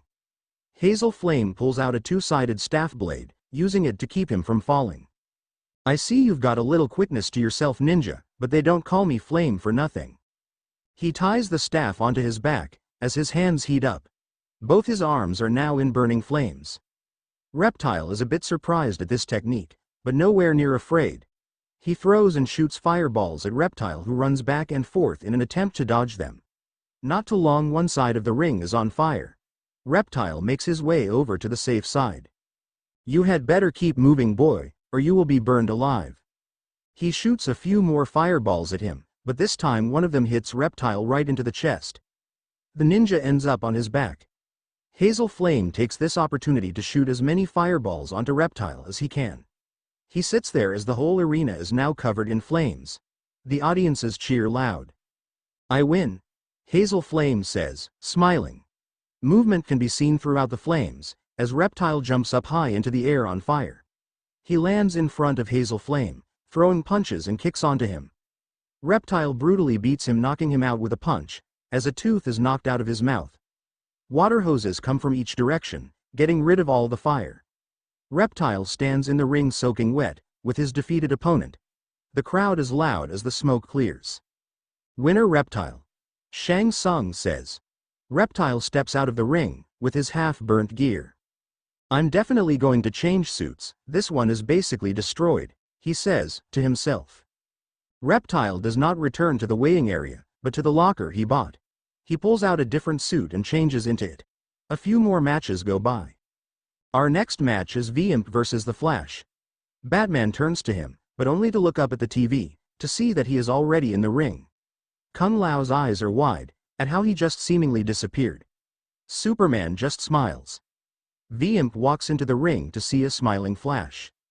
What's up with the tights, man? This isn't exactly a Halloween party, V-Imp tells. Flash turns to Shang Tsung and the announcer. We will take care of this match, right here, inside of the dome. Try not to blink, guys, it will be over that fast, Flash tells with much confidence. V-Imp shows a face of anger. The two of them exit the ring, as Flash turns to his opponent. Alright fella, I'm going to end this quick. This will prove to everyone who is the best around here, Flash tells. V-Imp has had enough. Tightening up his fist, he runs at him, throwing a punch. Flash runs around him 5 times before his fist fully extends. V-Imp jumps back a bit afraid, as Flash runs around him with great speed, throwing in many punches. V-Imp is quickly knocked out. Everyone in the audiences jumps out of their seats, throwing up stuff. This is the loudest they have been all day. Even Shang Tsung and the announcer are at a loss of words for his performance. Thank you everyone, thank you, you're all the best, Flash says, bowing down a few times. Damn, this is going to be a hard one. This guy is just as fast, if not faster than that guy in the red cape earlier. I don't know who to put my money down on, a guy in the audience says. It looks like Superman has competition after all. I thought this whole thing would be a blowout for him. I'm still putting 15,000 on Superman. I didn't see this guy fly. Another man tells. Everyone is excited in the audience, discussing Flash. Shang Tsung and the announcer are now in the ring. Flash zooms toward them both, giving them both speedy handshakes. Flash wins, flawless victory, Shang Tsung says through the microphone. This gets the crowd even more pumped up. A huge amount of the crowd chants his name. Flash runs around the ring a few times in less than a second, showing off. Now everyone in the crowd chants his name. He stops in front of the two men. So overall, how do you guys think I did execution-wise? And I do accept constructive criticism, Flash says, smiling. You sure are an energetic one. I think you did superb. Better than a lot of the fighters out here today, the announcer replies. There was nothing I could see, but your opponent falling to the ground, Shang Tsung says, grinning a little bit. Flash laughs at his comment. I told you it would be quick. After all, I'm the fastest man alive, Flash says, zooming out of the ring. He spots some cute girls who blow down to him. He stops in his path, bowing down to them. The waiting area is filled with confused and angry participants. One guy goes to the extreme of pushing over a table. How the hell is anyone going to be able to compete with a guy that fast, except for Super Wonderful? I came to this tournament to compete. Those two are on a whole different level than the rest of us, a guy yells. Everyone's attention is on him. Wonder Woman has her head down, smiling at his frustration. Ermac comes up behind the fighter, tapping him on his back. I'm going to have to tell you to lower your voice. Some of us are concentrating for our upcoming matches, he tells. The guy takes a few deep breaths, picking the table up and sitting back down. Many fighters in the room agree with him. Flash re-enters the waiting area, zooming over and sitting back down next to Batman. Everyone in the room's attention is turned to that table. Am I not the fastest man, or am I? Flash asks. Kung Lao shakes his head while smiling. Okay, you get your props, you are pretty darn fast, he tells. Spider-Man congratulates Flash by shaking his hand.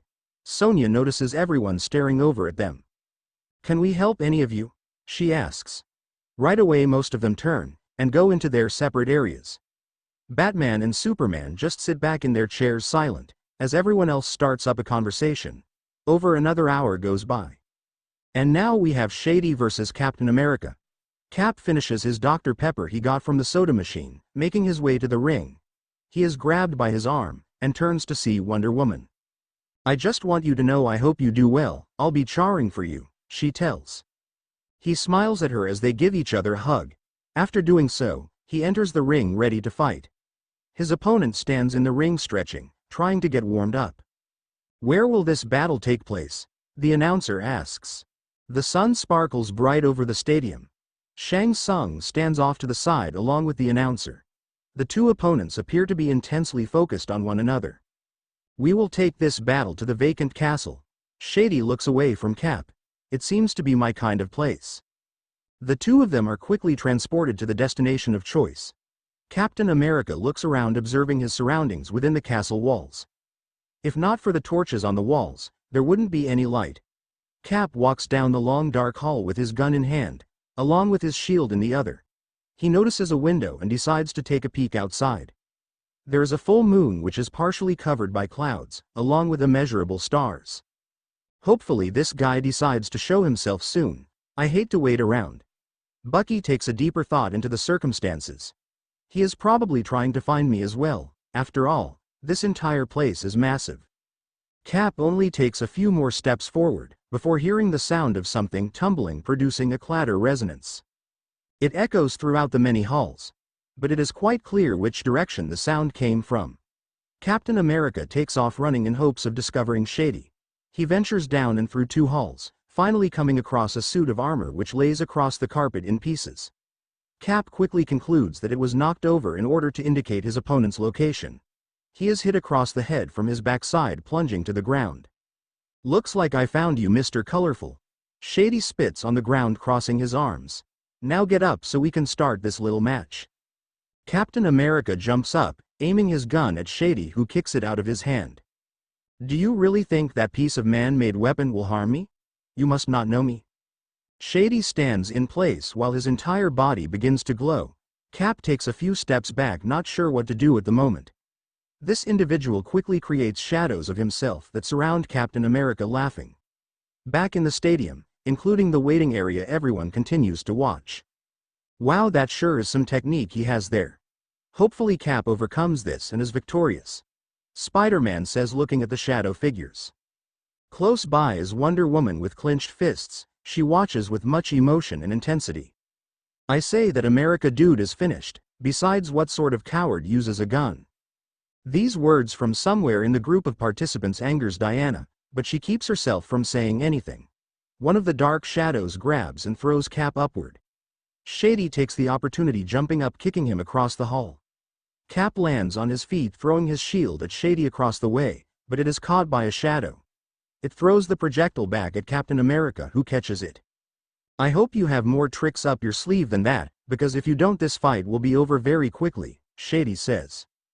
The shadows of Shady sink into the ground as if they were ghosts. They reappear from beneath Cap, holding him by his ankles. Shady runs across the room, soaring into Captain America, kneeing him in the abdomen. He tops it with an uppercut. The Avenger falls into a display black knight armor, knocking a few of the sections off. Cap kicks up, now back on his feet. Shady slides across the floor, punching and kicking at Cap, who blocks the hits.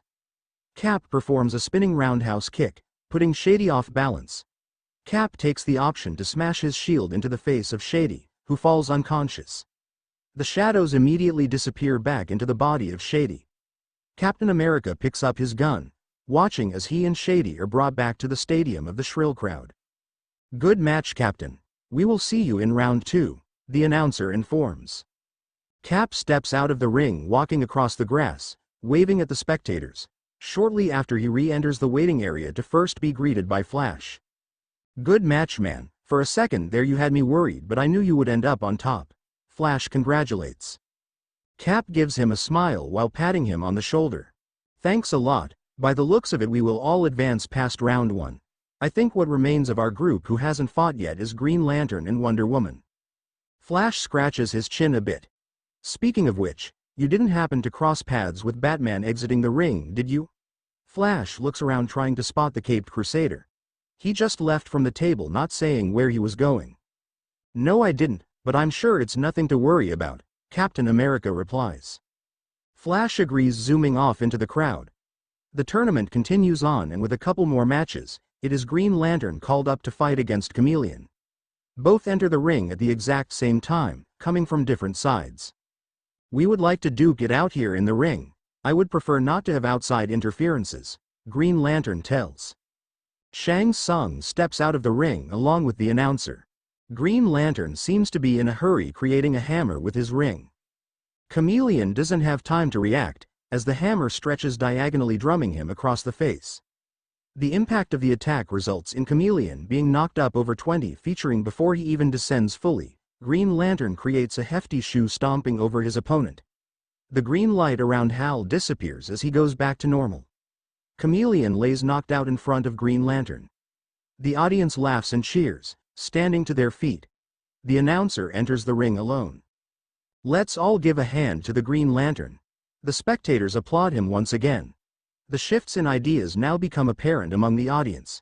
It had begun with a simple notion that the man bearing the red cape and boots would sweep the tourney, but it has since changed. The feeling can be felt between each individual that the tournament will be won by Green Lantern, Superman, or the Flash. Pathina walks up behind a Shang Tsung with amplified eyes. I know it is probably hard for you to take it all in. These warriors are a great deal more powerful than anything you've ever encountered. Everyone looks up as Green Lantern flies out of the ring. Don't worry too much about it. Everything will be taken care of. Shang Tsung crosses his arms, grinning. So far what I've seen, the only ones to worry about are Superman, Ms. Marvel, the Flash, and Green Lantern. You haven't seen Wonder Woman in action yet. I think you will find her strength to be impressive as well. Green Lantern enters the weighing area, and isn't surprised when he is stared down by many.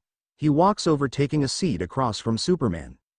That was quick. I felt sure you were gonna let the fight drag, Superman says. I could have done that, but I prefer to send a message to all fighters early. Green Lantern looks up at a TV, smiling. I'm sure round 1 should be over soon. It has been a few hours now. From what I can remember, I believe round 2 starts the day after tomorrow. It gives all the remaining participants rest and more time to prepare. Superman shakes his head agreeing. Yes, you are correct. Originally it was going to take place tomorrow, but they updated the schedule just over an hour ago. Various other matches pass by, and it is now the second to last fight of round 1.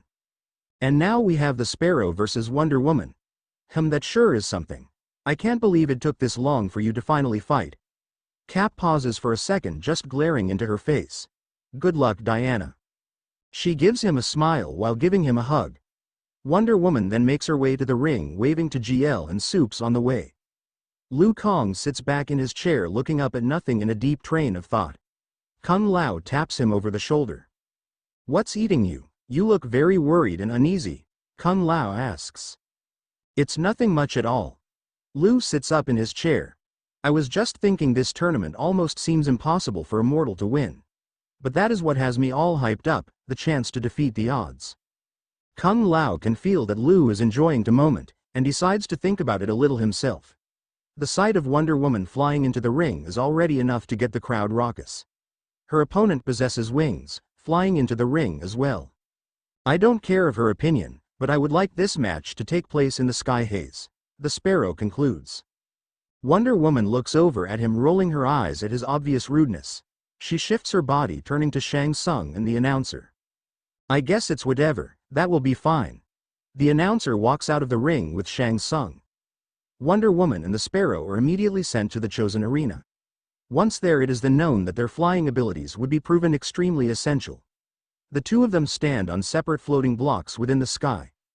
Wonder Woman looks down and is surprised at what she discovers. Either we are up very high, or this world has no bottom. It would be like falling forever. The Sparrow laughs at the expression on Wonder Woman's face. He jumps off of his block onto another, and continues to do this, getting closer to his opponent. Diana jumps off of her block, flying as well as punching into the Sparrow. This individual grabs his stomach, bending over out of breath. For a lady, you sure pack a punch. He looks up at her with watery eyes.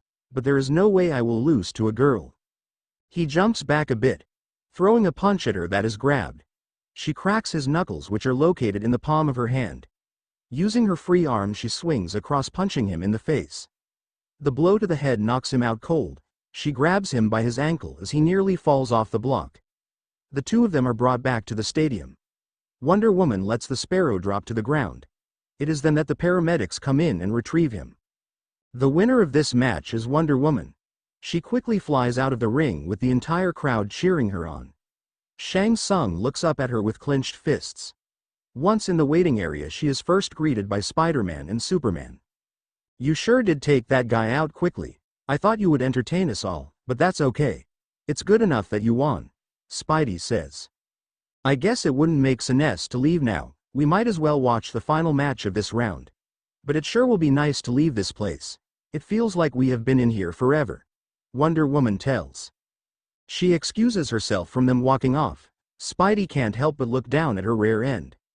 Wow, she is such a babe, Spider-Man mumbles. Superman looks down at him with an eyebrow up. She won't be a distraction to you now, will she? Supes asks. Spider-Man's eyes widen behind his mask, realizing that Superman heard him clearly. He thinks about it for a second, remembering that he did in fact have splendid hearing. No, she won't, but you do have to admire a woman of her beauty and strength, Spidey replies. Don't think about it too much, plus we are here to find Connor. Even if we have been tricked, someone wanted us here, so we must stay around to find out why, Superman says. Spider-Man shakes his head agreeing. The final match comes and goes quickly, closing up the first round of the tournament. It is then that Athena steps into the middle of the ring. I would like to thank you all for coming once again. Round 2 will take place in 2 days. But there is plenty of events that everyone can attend in that stretch of time. Tonight, just across from this stadium, a party will take place consisting of food, music, and dancing. I encourage you all to attend. The announcer steps into the ring next to Athena. Don't forget to vote for who you think will take the tournament. The voting booths are now open. The person or persons who guess right will get the money they put in back, including that of those who guessed wrong. After the announcer is finished speaking, he gives everyone the permission to leave. Flash zooms around in the waiting room, finally stopping in front of Iron Man and Wolverine.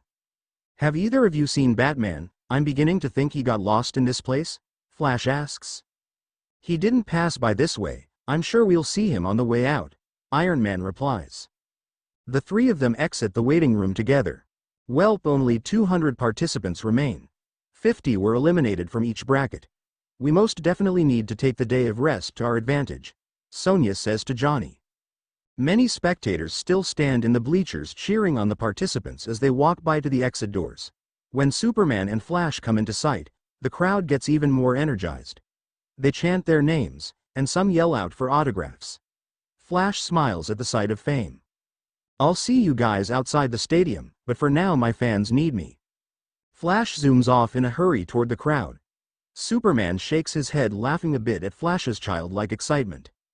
"If we take too long, you can all travel back to the temple without us," Superman tells.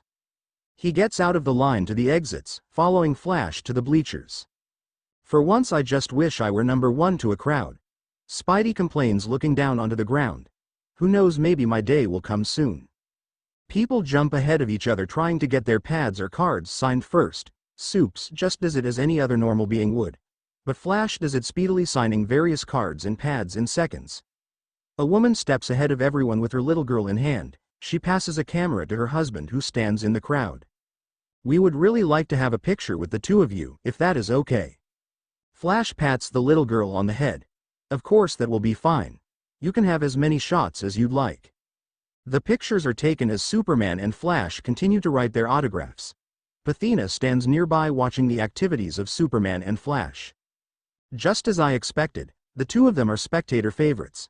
But after everything is said and done, this world and their world will be ours," Athena tells. She and Shang Tsung leave the field, entering into a back room. The lines for the voting booths are packed. "So who are you voting for?"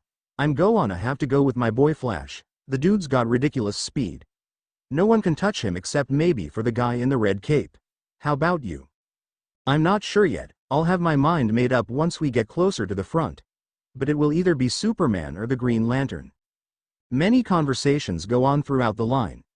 A little over an hour passes before Flash and Superman are finished signing autographs. They walk out of the exit side by side. The two of them talk and laugh about the day's events.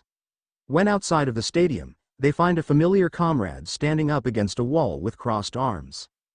"Hey Batman, why is it that you are still here? Where are the others?" Flash asks. "They must have left with the rest of the crowd earlier. I didn't see any of them. I was looking around to see if I could find anything strange, but came up with nothing. Hopefully this tournament isn't just a setup for something big," Batman tells. "What do you mean by that?" Superman asks. "Let's just hope we aren't going to regret attending this affair. I'm willing to bet someone has something to gain from this all, but then again I might be wrong," Batman replies. The three of them are silent for a few moments.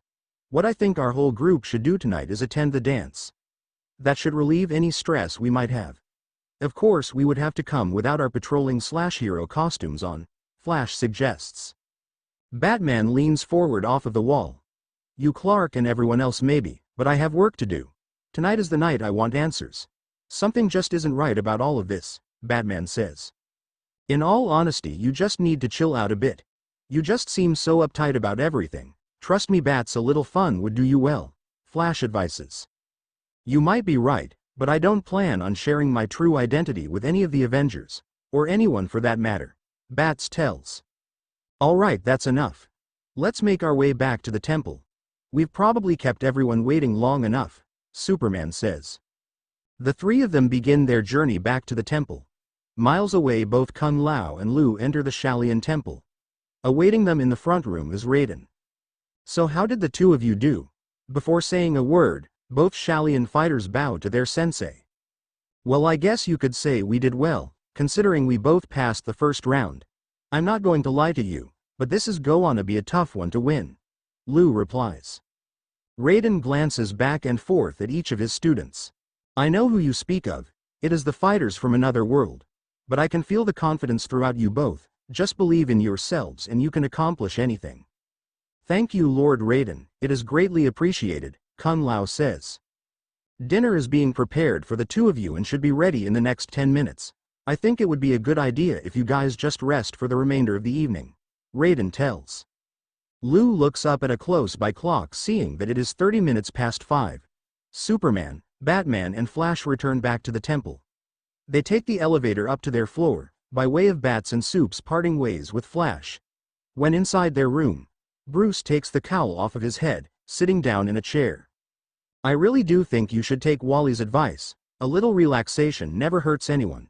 Come on, Bruce, you wouldn't even know where to begin looking for answers, Superman says. Bruce stands up, getting undressed out of the rest of his suit. He gets into a pair of tan slacks, and a sky blue t-shirt. He additionally puts on some shades along with a hat, with black Nike shoes. I'm going on a short walk, which should give me a little more time to think it over, Bruce tells. He opens the door slightly, looking out to make sure no one is present in the hall. All is clear, so he exits the room, walking down the hall to the elevator. Wolverine talks with room service on the phone. Could you please repeat again how much weight in total you'd like? No particular weight, just make sure it is over 400, Logan says. Hal and Peter just sit around waiting for their ordered tuxedos to arrive. Miles away, Pathina, Shao Kahn and Shang Tsung work on the preparations for round 2. Kahn looks over the shoulder of Shang Tsung, getting a glimpse of the fighters who remain. Maybe you are right about this Superman. So far our men in the booths count him having a splendid amount of the votes. But it isn't quite clear between him and the one who goes by Flash, who holds the most votes, Kahn says. Pathina discusses further matters with Kahn, while Shang Tsung continues to set up each individual second-round match. Baraka along with a couple Tarkadans barges into the room which Shang Tsung works in. The sorcerer glances up from what he is doing, presenting a face of agitation. If you have come here to talk, it will have to wait till later. Shang Tsung looks down over the brackets. If you're that anxious, Pathina and Shao Kahn are just in the next room. Baraka signals the two Tarkadans to have a seat on the nearby sofa. He strides over, taking a seat across from Shang Tsung at the lengthy table. I just spoke with Prince Guro, and he informed me that he will begin fighting against tournament participants who make it past round 3. Shouldn't he be fighting sooner? Baraka asks. You of all people should know Guro loves a challenge. He is waiting for a handful of the weaker fighters to be eliminated. Shang Tsung looks up from what he is doing. If it is those superpowered fighters you are worried about, don't worry. Pathina has orchestrated a plan which includes them all being demolished. Baraka sits back with a wide smile across his face. That's great, but that does nothing. The real problem is Raiden and his group of Earth defenders. That is who Pathina should be targeting. Those metahumans have nothing to do with our world. I guess Khan didn't let you in on the whole plan, but we are going to take over this globe and the one they come from. Pathina came to us directly for help to accomplish this plan.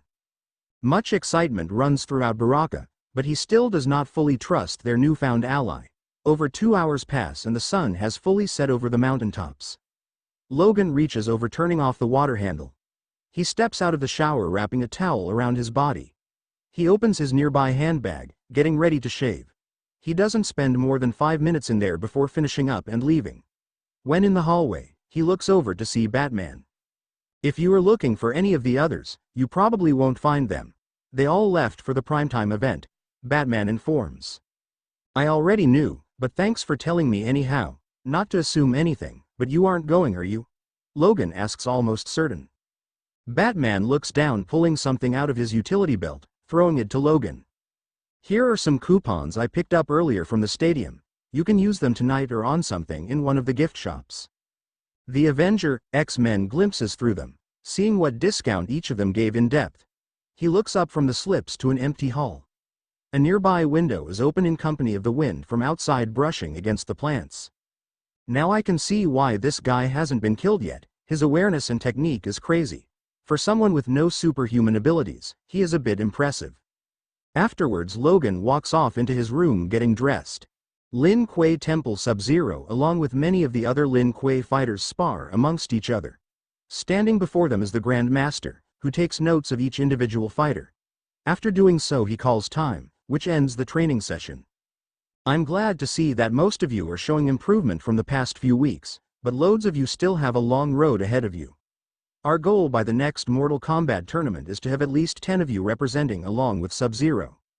The Grand Master has the entire group of rookies step aside. He sends a veteran fighter out to the middle of the room to face off against Sub-Zero.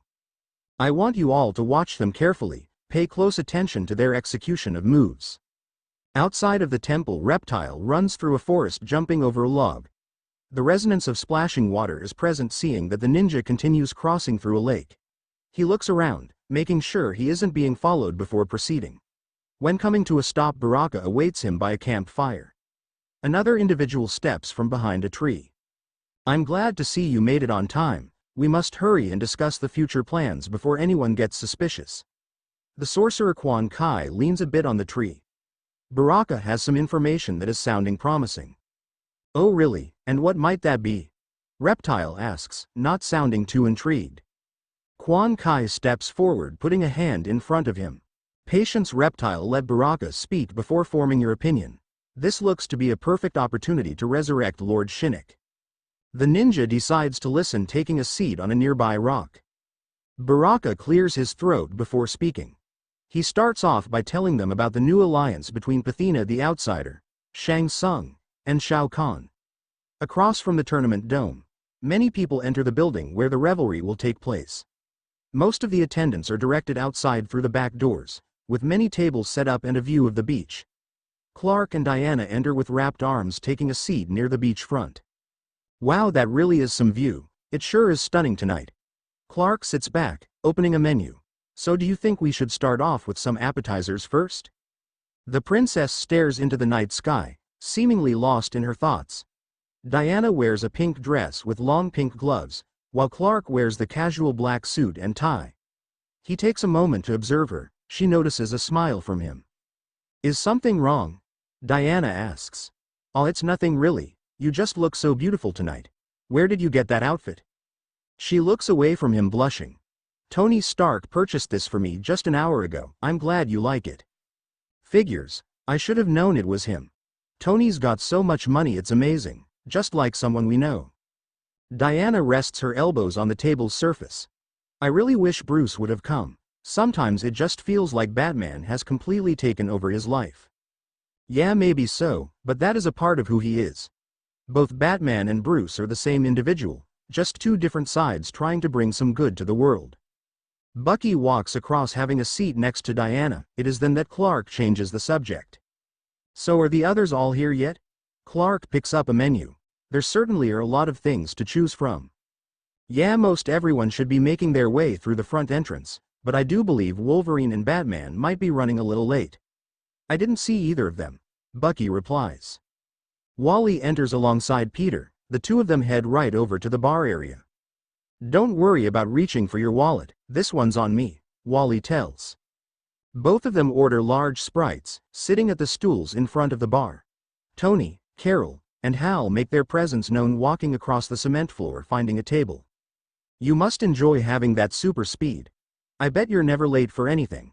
I can't even count how many times if I had just been there minutes earlier things could have been different, Peter reveals. You'd be surprised, because even with my immense speed, even I haven't made it on schedule every time. Most everyone's attention is taken away from what they are doing, with the sound of booming music. It is then that a DJ enters the main stage along with his crew.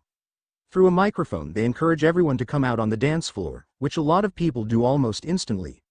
Wonder Woman stands up from her chair, grabbing Bucky by his wrist. Come dance with me, it will be a lot of fun. He smirks, looking optimistic at the princess. It would be my pleasure, Bucky replies. While the two of you are out there, I will order some buffalo wings and nachos as an appetizer, Soups tells. The two of them leave the table holding hands while walking out onto the dance floor. Tony steps onto the dance floor as well. He just looks around, finding a woman who stands alone. Hal and Carol just sit at the table watching.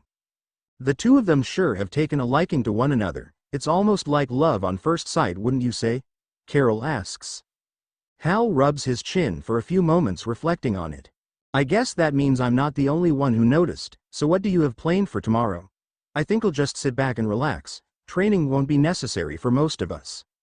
She sits forward, resting one of her legs over the other. I haven't really decided yet, but I might just go on a little tour of this island. Hal stands up from the table, walking forward. I've decided I'll go for a few rounds. If you change your mind, you can come on out. Hal tells. He disappears into the crowd of dancers. While the bartender looks the other direction, Peter webs a can of Pepsi, pulling it over to his side. He leaves money in its place. The fast-paced music switches over to a slow pace. Diana relaxes her head on the shoulder of Bucky as they dance around in circles. "Hey Pete, I'll be back in a minute. I need to ask Superman something really fast. You should really go out there and dance, it looks enjoyable," Wally tells. Not far away up a hill and on the pinnacle of a brick temple is Batman slouched over, looking down on the entire event through his binoculars. He looks in all directions, making sure there isn't any form of deception. But he appears to come back to a certain someone, the Princess of the Mistchira. Her appearance of much attractiveness seizes his concentration. The Dark Knight finally comes to a realization there is nothing gruesome about the party. Deciding to take his search for answers elsewhere, he places the binoculars back into his utility belt, gliding off of the rooftop. "I saw you looking down on the dance. What are you, some kind of assassin?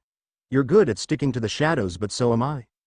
Batman looks over to see a suited-up fighter with crossed arms standing up against a tree. He takes a few steps forward to get a clearer view. "I remember you from the tournament. You're that ninja. Isn't it Scorpion you go by?" Batman asks. "I see you have a good memory as well, but I have to tell you something. I don't like guys who sneak around. Why don't you cut to the chase and tell me what you're really here for?" "I'm sorry, but that's just none of your business. I'd back off if I were you. You're getting into dangerous territory," Batman replies. Scorpion laughs at his comment, seeing it as a challenge. He pulls out his rope spear, twirling it around. "I don't know what it is you're thinking, but I'd put my weapon away if I were you. Take my word for it, you don't want to fight me," Bats tells. "I've heard enough of your talking, and you're obviously hiding something. Maybe if I beat on you enough you'll have a change of heart," Scorpion says. "As I said before, it's none of your concern, but if you insist, just try me."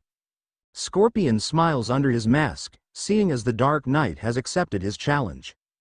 Hanzo wastes no time, throwing the rope spear out at Batman, who jumps out of the blade's lane. As a quick counter, he pulls out 4 batarangs, throwing them at the Ninja Spectre. 2 of them pierce Scorpion in the shoulder as he dodges the other 2 remaining. Both Scorpion and the Dark Knight perform a flying kick, knocking each other to the side. Scorpion once again throws his rope spear out at Batman, who just knocks it down with his gauntlets. "Had enough yet? Quite honestly, you're just wasting precious time of mine. I have things that I have to do other than fighting," Batman notifies. Scorpion leaps forward into a front flip, coming down behind Batman, kicking him into a bush. "I don't care who you are or what you want, we will fight till the end. Either you will kill me, or I will kill you." The Dark Knight gets to his feet, knowing that he won't kill Scorpion, and really has no desire to fight him either. The battle continues as Scorpion races over toward Batman, throwing a few punches and kicks. Some of which are blocked, while others he lands perfectly. Batman steps back, putting power into a roundhouse kick, knocking Scorpion off balance. Batman steps into it, punching him across the face, watching as Scorpion goes down hard. The ninja shows signs of dizziness, but is quick to get up, kneeing Bats in his left side of his ribs. The Dark Knight yells out in pain as he is uppercut 14 feet into the air. The Ninja Spectre takes the opportunity to throw his rope spear up. It tears right through the stomach of Bats, but doesn't quite make it out of the other side. Scorpion pulls it out and watches as Batman falls to the ground in a somewhat bloody mess. "Well, it looks like this fight is over. Quite honestly, I expected a much better match," Scorpion says. He looks down on Batman, and can tell he is in tremendous pain. "You really are pathetic. I guess I'll take the liberty of beating on you some more before I finish you." It is obvious Batman cannot get up after Scorpion's previous attack. Hanzo walks over, stomping on the Dark Knight's chest, watching as more blood squirts out from his body. He then picks him up by a bat ear on his cowl, brutally striking him in the face, before slamming his head to the ground. He now bleeds from his nose and mouth. "I could just leave you here to die like a dog, but I'd rather finish you off with something, remember Abel," Scorpion tells. He steps back a few yards, spinning his rope spear at a high speed. He focuses, looking down at Batman's chest, in the area of his heart's location. The rope is thrown with more than enough distance, but the blade just drops to the ground. It all happened so fast, but Scorpion notices the rope had been sliced while airborne. He looks up in time as he is slashed across his chest and punched to the ground. You messed with the wrong man, bub. Scorpion jumps up, putting some space between him and this unknown person. And who are you supposed to be? I take it you must be a friend of that bat, Scorpion asks. The name's Wolverine and you don't have much longer to live. How dare you attack and kill Batman? I'm gonna cut you open and watch as the roaches feast on your dead carcass. I think I'd rather not waste my time on another worthless fighter. Who knows, maybe you'll fight against me in the tournament. Until then, so long, you fool. Logan watches as Scorpion disappears into thin air. The Avenger falls to his knees, punching at the dirt in rage. It destroys him within. Given the reality he didn't show up sooner. Many thoughts flowed through his mind, but what sticks out most is what he would have to tell the others. And how would he do so? The sound of Batman calling for him can be heard within. But after a few seconds, he realizes something. Standing and turning to his other side, Batman lays in the dirt alive, calling for him. Logan immediately makes his way over to his side. Batman, can you hear me? Logan asks. Help me, you. Up. No wah. Wah. Way will I D.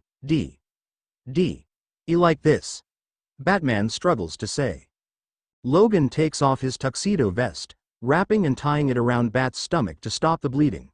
After doing so, he puts Batman's arm over his shoulder, lifting him up and walking slowly. The infirmary is nearby. It is the same one that the participants in the tournament earlier in the day went to if needed. After they patch you up and everything, I'll take you back to the temple. Just don't die before we get there. Logan proceeds down the hill with Batman slumped over on his side. Back in the party area, Peter and Wally have moved over to the side of Superman. Besides going by Superman, what is your civilian identity? Peter asks innocently. All he gets from the big man is a smirk. You most likely won't get an answer from him. He probably wants to keep it private, Wally says. The three of them sit back, but it isn't too much longer before they are served their food. Over another 4 hours pass before the event ends. It is then that everyone exits from the premises. Wow, that was actually really fun. Hopefully they have more of these parties. Heck, there was a lot of fine babes in there as well, Wally says. Bucky puts a hand on his shoulder, laughing. Yeah, I'll have to agree with you, that was a lot of fun. It took off a lot of the pressure from the tournament.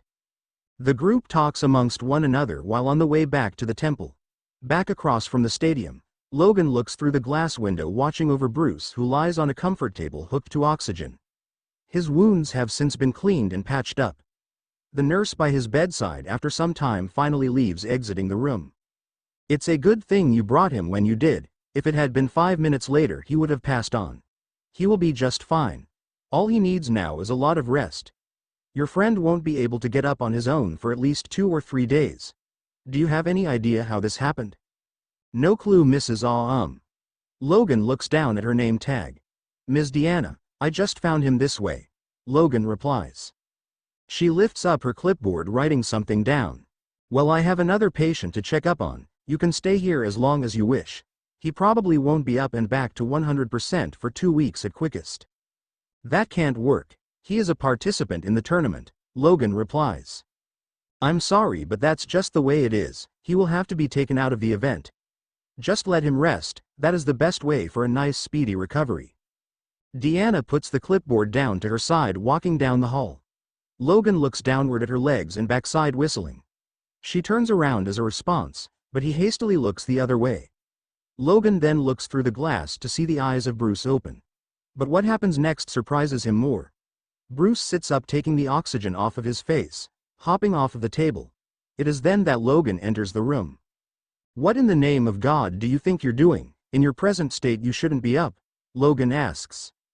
Bruce takes off the hospital pajamas, throwing them to the side. He steps over to the chair located by the table, picking up and getting dressed into his bat suit.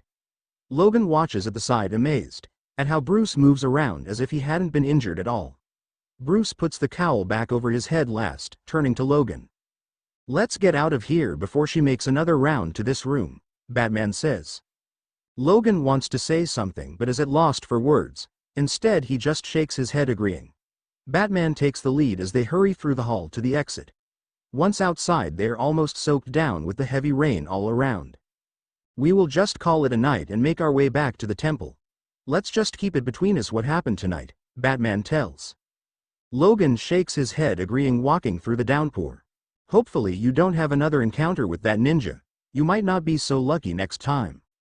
The comment seems to have the Dark Knight stunned, or perhaps angered. Whatever it may be, it is known that he puts much thought into it.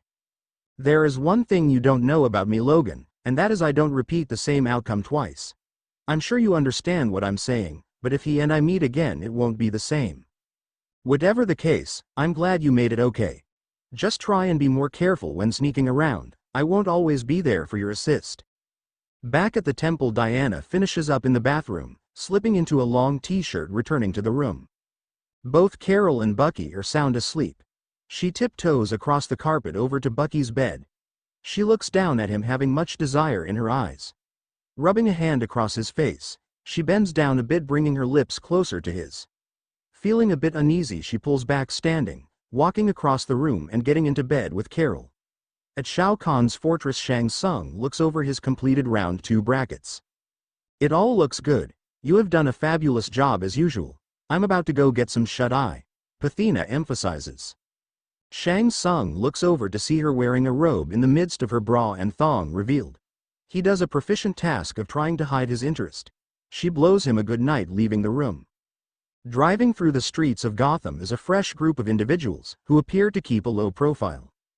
Not much attention is drawn to them, as there is a large amount of felony throughout the city, keeping the police force diligent. The large pickup truck turns into a dark alleyway, before coming to a complete stop. The group sits in the vehicle for some time, making sure they weren't being watched. After some time, 3 of the passengers exit out of the vehicle, walking to a nearby street light. Well, there it is, Mr. Deadpool, but I'm sure it is crammed with all sorts of crazy alarms. Deadpool marches over, patting his teammate on the shoulder. Don't worry about it. I've got the map and layout of Gotham Museum. When we get inside, I don't want the 2 of you acting like monkey heads. I prefer gorillas, Deadpool says, laughing. Yeah, whatever you say, boss, but on a more serious note, what about the Bat? Don't you worry about the Batman. Deadpool wraps an arm around the ninja's shoulder. I got a call from him this morning. He informed me that he will be hibernating within his dark, depressing cave. Deadpool runs ahead of his ninjas, crossing the street while laughing. The 2 of them exchange glimpses, which regard that of Deadpool. Not wanting to waste time, the 2 sprints across the street, catching up with Deadpool. The 3 of them get their equipment ready for the planned stealthy break-in. Deadpool leads them to the rooftop, and to his surprise, a roof vintage has apparently been busted into. They do not see it as a problem entering into the entrance created by an unknown person, so that is what the 3 opt to do. There is much space while they crawl through the vent, making the mission that mock easier. You have any clue when we can make our way down? I'm a bit uncomfortable when in enclosed areas. Deadpool only nods, trying to keep their presence from being noticed by any possible security guards. They continue through, making many lefts and rights before Deadpool stops. Digging into his utilities located around his waist, he pulls out a laser gun. He uses it to melt the nails to create an opening through the vent, pulling the top off and throwing it to the side. Deadpool moves aside as one of the others sprays a lot of something into the room beneath them. Once the dust clears, it reveals lasers which would trip the defense system. Alright, you're up, Gerald. Go down there and disable the security system. After you take care of that, we will follow you down, Deadpool says. Gerald has that of superhuman reflexes and agility, jumping down into the almost definite death trap. He maneuvers his body, dodging the sensitive beams, performing side and back flips. While doing this, he promptly locates the panel which will shut everything down, pulling out and throwing shurikens at it. The panel electrifies for a few moments before exploding. At this time, the lasers disappear, with that of Deadpool and the remaining ninja entering from above.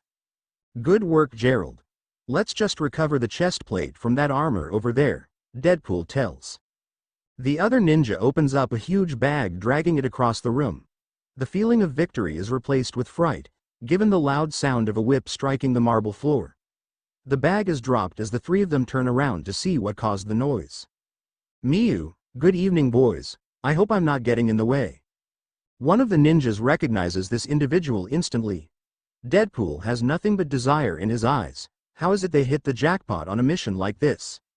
I'm taking it that you're Catwoman, right? I've read about you in the Gotham newspaper. Well, I'm impressed. I see someone did their homework. Just step aside, I've come for that relic and won't be stopped. Deadpool walks over picking up the burnished item pitching it to Catwoman. She reaches out catching it, but is surprised it was given to her by these unknown ninjas. Have you ever been told your why? What would it take for the two of us to get a date? Deadpool asks trying to sound like a gentleman. Catwoman smiles while blushing a bit. Maybe another time, sweaty, because tonight you have a date with the police. Catwoman stretches her whip some featuring a way activating and tripping a backup security system. She blows it to Deadpool. Using her whip to get to the ceiling she exits through a window. I always knew kitty cats were deception artists. The two of you must hurry. Let's get that armor and dip, Deadpool informs. Within the city of New York, Scott Summers has just returned from patrol along with Iceman, Storm and Beast. He walks into the TV room having a seat on the sofa, picking up a nearby remote turning on the news. The #1 headline is the disappearance of Lois Lane, along with another group of reporters. Scott takes a silent gasp thinking back on the day's hard work. He is startled a bit with the hand of someone resting on his shoulder. Don't worry Scott, it's just me. I merely want to know how the mission played out. It actually went fine, Emma, considering they retreated. Not that it is really a problem, but have you seen Wolverine? She walks around the couch having a seat by his side. I guess he didn't tell you, but he went on some mission along with some of the Avengers. Logan didn't give me any real details. Dimensions away, everyone sleeps soundly within the temple. It rains outside, also thumping against the glass windows, awaking Peter Parker from an unpleasant dream. It was that in fact of him watching as his Uncle Ben was gunned down by some common thug. He tries not to think about it, but to instead think good thoughts which will enable him to fall asleep. After some time he finally does. With the rise of the sun bringing light to the plains, Liu Kang arises stepping out of bed and getting dressed. He wears black sweatpants along with a white sleeveless shirt, exiting his room making his way down the many steps to the main lobby. Good morning Jay, have anything planned for later in the day? Liu asks. Nah, nothing much, me and a couple of the other guys are going up to the graveyard for some voluntary work. Liu and his clan member finish the conversation shaking hands before going their separate ways. The champion of Mortal Kombat makes his way to the main room, bowing down to Raiden. Did you have trouble sleeping? Usually you're not up and moving this early? Raiden asks. Liu stands up tall stretching. With some of these new opponents within the tourney, I find it important to stay focused, and that means being at my complete best. If anyone comes looking for me, just let them know I'll be up on the hilltop training, Liu informs. Raiden nods watching as his student opens the front entrance leaving the premises. Liu takes a deep breath looking up into the sapphire sky, appreciating its magnificence more than usual. After some moments he begins jogging making his way onto the grassland. Temple Clark awakes looking over into the other bed not seeing Bruce. He speculates if he even returned from wherever he was last night, but it doesn't bother him much, remembering that the Dark Knight is an early springer. After a little over 2 hours most everyone else is awake. Bucky sits up over his pillow staring over at Wonder Woman who runs her fingers in the hair of Carol who lies up against her. It is then that someone knocks at the door. Carol sits up getting out of the bed, strolling across the carpet and opening the door. I just wanted to know if the three of you would like to join the rest of us. Flash just discovered there is a restaurant downstairs, which we all can order some breakfast, Tony tells. The three of them concur to the idea. Carol requests both Tony and Bucky to leave the room so that she and Diana could get dressed. Bucky seizes some clothes to change in, exiting along with Tony. I don't know about you, but I'm kinda enjoying this place. It's a pleasant change of scenario.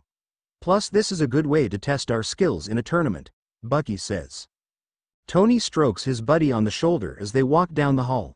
Logan steps out of the laundry room approaching them. Everyone is already downstairs getting tables. I'll see the two of you along with the ladies whenever you're ready.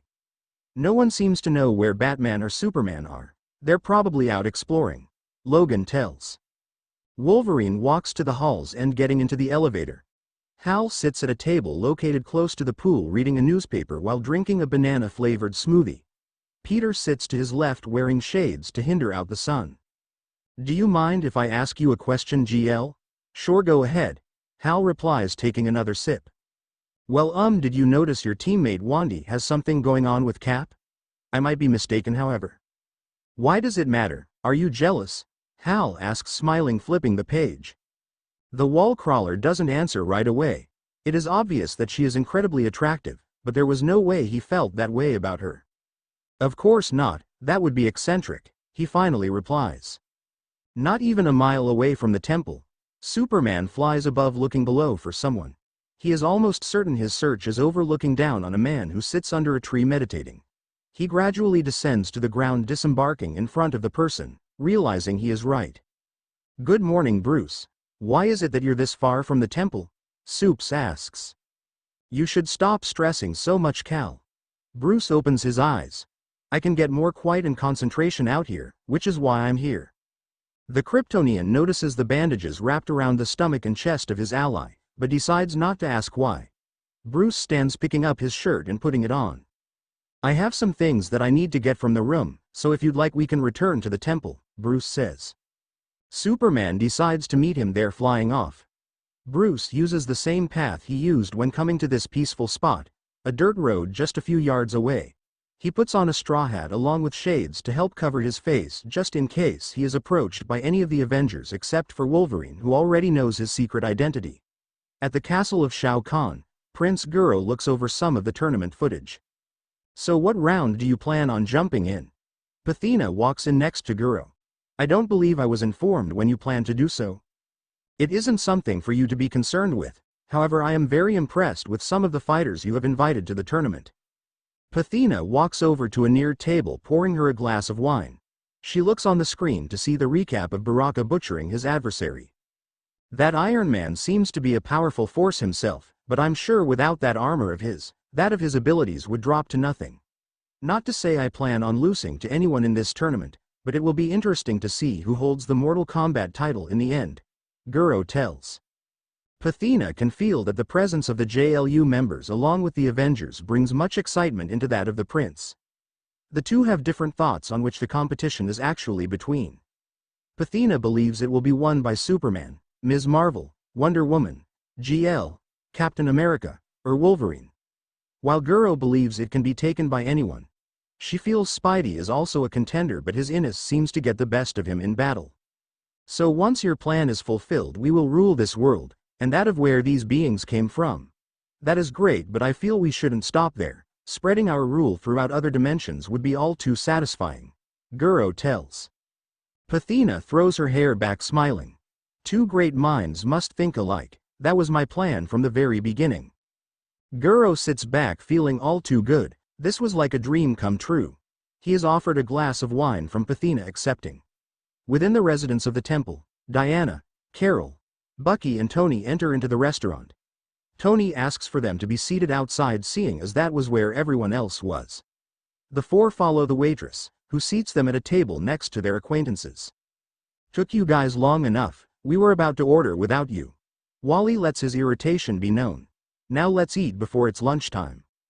Logan picks up a menu, looking at the different dishes. Just outside the front of the temple is Bruce, who walks into the main lobby waving at the woman who stands behind the desk, who does the same back. He is swift getting over to the elevator, not trying to delay. Diana taps Peter on the shoulder, putting her hand out. We're short a menu. After you're finished, can you pass it over here? She asks sweetly. You can have it now. I've already decided on the pancake special, Peter says, placing it in her hand. She thanks him, setting it on the tabletop. Upstairs, Bruce exits out of the elevator, seeing that the hall is empty and silent. The first thought that comes to mind is that the others must have gone out somewhere. Usually the voice of Flash and or Spider-Man could be heard. He walks over, opening the door to his room with a slide card. Flying back, I saw some of our group downstairs. They were sitting by a pool. I'm gonna get dressed in something casual so that I can join them, Supes tells. Bruce removes his hat and shades, throwing them onto his bed. Why don't you hold off on that? The reason I came back was so that I could purchase some clothes for myself. If you'd like, I can do the same for you as well. I thought we would be in and out of this place immediately, which is why I only brought 3 bat suits and 3 pairs of clothes. I don't want to be a problem for you, Superman replies. Don't worry about repaying me. Just think of it as a small favor, Bruce replies with his billionaire smile. Supes decides not to reply, knowing that he didn't want to try and argue with someone who rarely loses. Both of them jump a bit with the sound of a knock at the door. Bruce steps off to the side, not wanting to be seen, signaling Superman to answer it. Not asking who it was nor using his vision to look through the door, he just walks over, opening the door. "You've been a very bad boy. It's time you've been spanked," a woman says, pushing Superman into the room. Another woman comes in following her, closing the door behind her. One is dressed as a nurse whilst the other as a police officer. Bruce comes from behind the corner, comprehending something is terribly wrong. He is quickly pushed onto a bed with the nurse getting on top of him, licking his lips. Superman could easily throw her through a wall but doesn't. This all must be a huge misunderstanding. Unless Bruce. It couldn't be. Did Bruce in fact set this all up? He is speedily pushed into a chair and cuffed by the woman in the police suit. "What are you doing? Stop. You must have the wrong room. We've never even met," Bruce cries out. The nurse holds him down while unbuttoning her shirt, revealing her bra. "Of course not, silly. You ordered us out, but I see you like to play hard to get. I love a good actor." Bruce tries to say something else, but she brings her lips down to his, sticking her tongue into his mouth. At this time his eyes are wide. How in the world could this happen to him of all people? Maybe it was Clark, Superman, who set this up. But why would he? Superman breaks out of the cuffs as the woman sucks on his neck. "Wow, you're strong. Very strong indeed. That's a turn on." She bends down trying to pull down his red underwear, but it is this action which is enough. Superman pushes her back as she soars through the air a few feet. He zooms over, catching her before she goes through the wall. Downstairs, Wonder Woman gets up from the table. "I just remembered that I just forgot something up at the room. I'll be right back," Diana tells. "Enough!" Superman yells out. The nurse gets up off of a blushing Bruce. It is very rare for him to feel this way, but given the circumstances he does. "What is wrong with the two of you? Did you change your minds?" the woman in the nurse suit yells out. "As we were trying to say, you must have the wrong room," Supes tells, setting the woman on her feet. Both women dig into their bras, pulling out one card each. The accident can be felt greatly between them both. They had come to room 550 when it was in fact room 450 they were supposed to be in. They had been off by one floor. "We are incredibly sorry. It was the room below this that needed our services." Bruce gets off of the bed, walking over to his bag and pulling out his wallet. To Superman's surprise, he gives them both a 20. "I don't want either of you feeling troubled, so just take the money and go. Don't worry, neither of us will be notifying anyone of this misunderstanding," Bruce says, putting on a forged smirk. The women take their money, leaving almost instantly. Bruce turns over, looking at an irritated Superman. "This stays between the two of us. As far as I'm concerned, this didn't happen," Bruce tells. Wonder Woman flies through an open window on the 5th floor. She notices two women coming out of the room of Superman and Batman. What in the world could this mean? She was not going to make any predictions just yet, but it made her think, seeing them placing money in their bras. She decides to just stand by and wait till they pass. Maybe they'll spit out what happened. That was definitely different. Too bad they didn't want more. We could have really given them something to remember. What do you expect? They were true gentlemen. Wow, but they sure were real hoadies. Diana watches as the two ladies get into the elevator. Some sort of pain runs throughout her body, but it isn't physical but more spiritual. Could it really be this way? Could Superman and Batman drop that low of turning to prostitutes? In her mind, they were both beyond good looking and could get any woman they desired. Maybe they aren't even in the room. Perhaps Bats and Supes let someone else borrow the room. This just couldn't be. She steps forward, walking toward their room, biting at her bottom lip. When reaching forward to knock, she hopes there is no one inside. Both Bruce and Cal look over at one another, answering at the same time with a simple, "Who is it?" Diana's head drops, thinking the worst, but she knows that she cannot just run off. "It's Diana. Can I come in?" Relief can be felt between both men, grasping it wasn't someone else from their recent encounter. Superman walks over, opening the door, only to have Wonder Woman staring at him. "Well, aren't you gonna come in?" Superman asks, sounding concerned. She glimpses over at Bruce, who looks through his wallet. That was enough to confirm Bruce in fact paid for their pleasures, and she now knew. "You know what, it can wait till later. I've kept everyone else waiting long enough," she says rudely. Wonder Woman leaves, almost slamming the door behind her. Bruce shakes his head but couldn't stop himself from smiling. It was obvious that she had seen the women leaving the room, and believed he and Cal had been messing around with them. Not wanting to cause a scene, he decides not to go after her. He could explain to her later what had happened.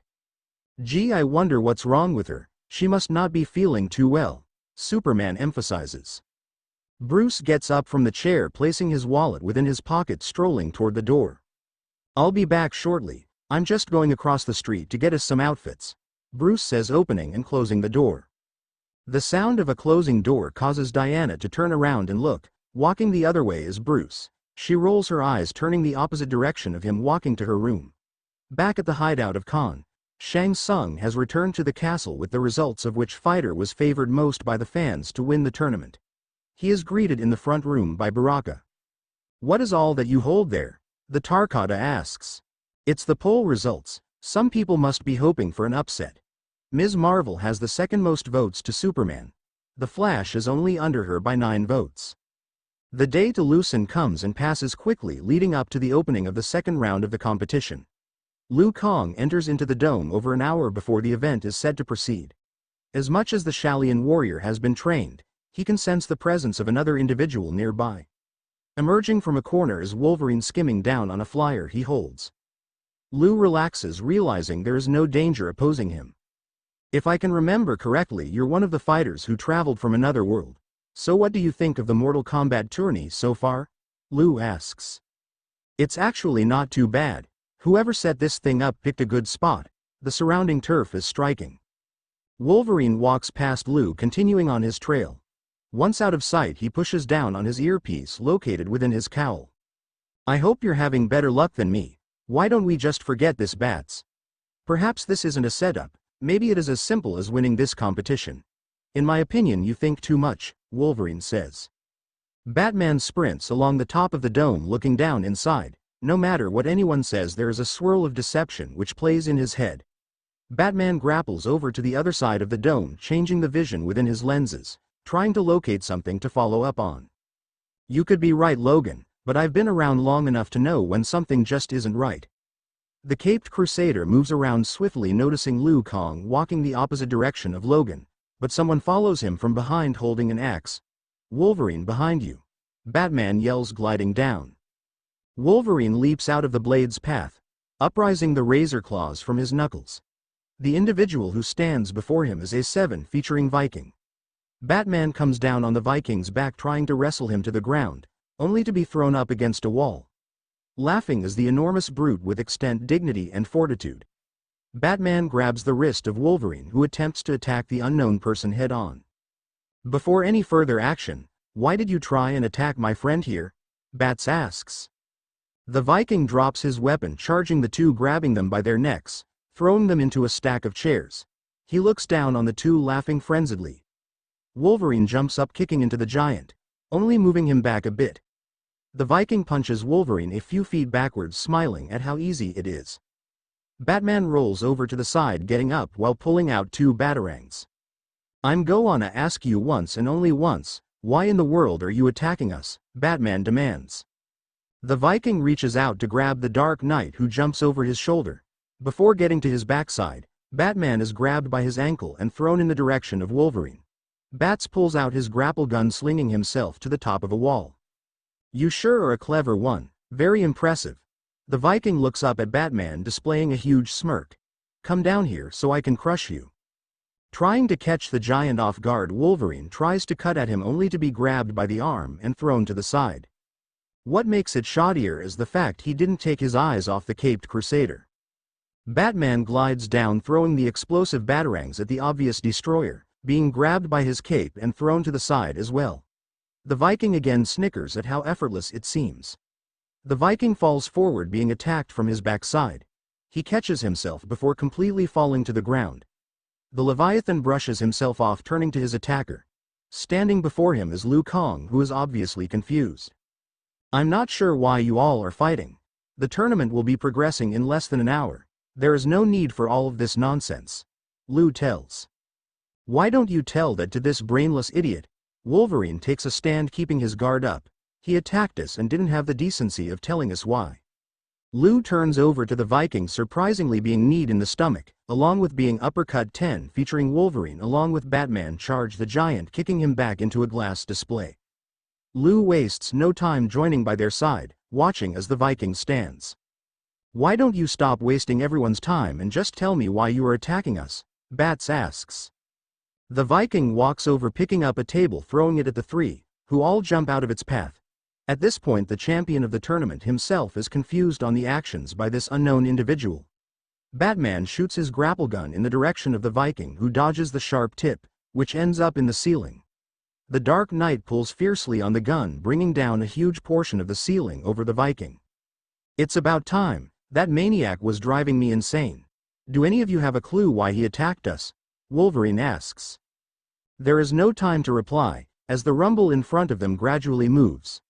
The Viking busts out of the top, running past and knocking the three of them over. Lou jumps up, attempting to go after him, but is grabbed by Batman. "Let him go. I've placed one of my bat trackers on him. Whatever that was all about, whoever sent him is probably expecting us to try and follow. I will check up on this later. Besides, if I can recall, he is one of the participants in the tournament," Batman tells. "You can't be too sure about that. For all we know, that could have just been some random act." Lou takes a look around at the destroyed area. "Maybe it's best we report him to the tournament hosts. They will have proper consequences for his actions." Both Batman and Wolverine look over at one another, and it is clear they're on the same page. "Quite honestly, I'm not sure if we can even trust the hosts. There is undeniably a lot more going on than what any of us know. Whatever it is, I will get to the bottom of this. It almost feels like we're doing exactly what they want," Batman informs. Lou steps forward, showing apparent signs of a little panic. "What are you talking about, and who is this person you speak of?" "He doesn't know yet, but we all need to watch our backs in the meantime. It seems someone might be trying to get rid of a few contestants early. Whatever it is we do, the top priority is to find out what is really the purpose of this tourney," Wolverine adds. Batman navigates through his utility belt, locating the bat tracker. He takes a look at where the Viking travels, immediately knowing that he is somewhere outside of the dome's borders, still on the move. "How confident are you on your speculation? Do you truly believe that there might be a setup?" Lou asks, wanting to be 100% sure. Batman nods his head, looking up from the tracker. "Now, looking back on the events which lead up to us traveling to this world, I'd say we were baited. Someone did a good job of it too, but there is no time to dwell on past mistakes." The Dark Knight places the tracker back into his utility belt. The three stand silent for some moments, thinking about what they should do next. Wolverine bends down, picking up a piece of shattered glass. "I think we can all agree that the best course of action for now is to just go with the flow. In fact, it would do us all well to put this little encounter behind us for the time being, and just worry about our upcoming matches," Wolverine suggests. The two agree, knowing that if anything they must be alert. Wolverine leads them to the waiting area, where they're greeted by other participants who arrived early. Khan's castle. Pathina enters the main room with Baraka at her side. Shao Kahn sits at a table in a corner of the room, looking over some papers. Pathina walks across the room, placing one hand on the table's surface. "Shouldn't you already be at the arena, setting up preparations with Shang Tsung?" Pathina rolls her eyes, informing him of her distress. "Whatever you're doing, hurry and finish, so you can help with more important things." Khan glimpses at the two before looking back down on his notes. "Instead of wasting time, the two of you should be on your way. Shang Tsung might need some assistance." "I will be over there as soon as I can," Khan tells. Just then the front door to the room opens, with that of a 7 feet being entering. Pathina turns her attention to this individual. He takes a few steps closer before stopping. "So were you able to destroy the one called Wolverine? Don't let this be bad news, Adalzam. As you can see, I'm not in a good mood," Pathina asks. "I'm sorry to disappoint, but he had allies. One dressed as a bat and the other seemed to be some material artist, kung fu kinda guy. I figured it best for me to leave the situation. He will be easily disposed of. I knew it would have been better to try and take him down at nightfall." Pathina automatically knows that Batman was present, but has no idea who the other was. She leans up against the table, thinking about what to do with the circumstances. "Did any of them try and follow you?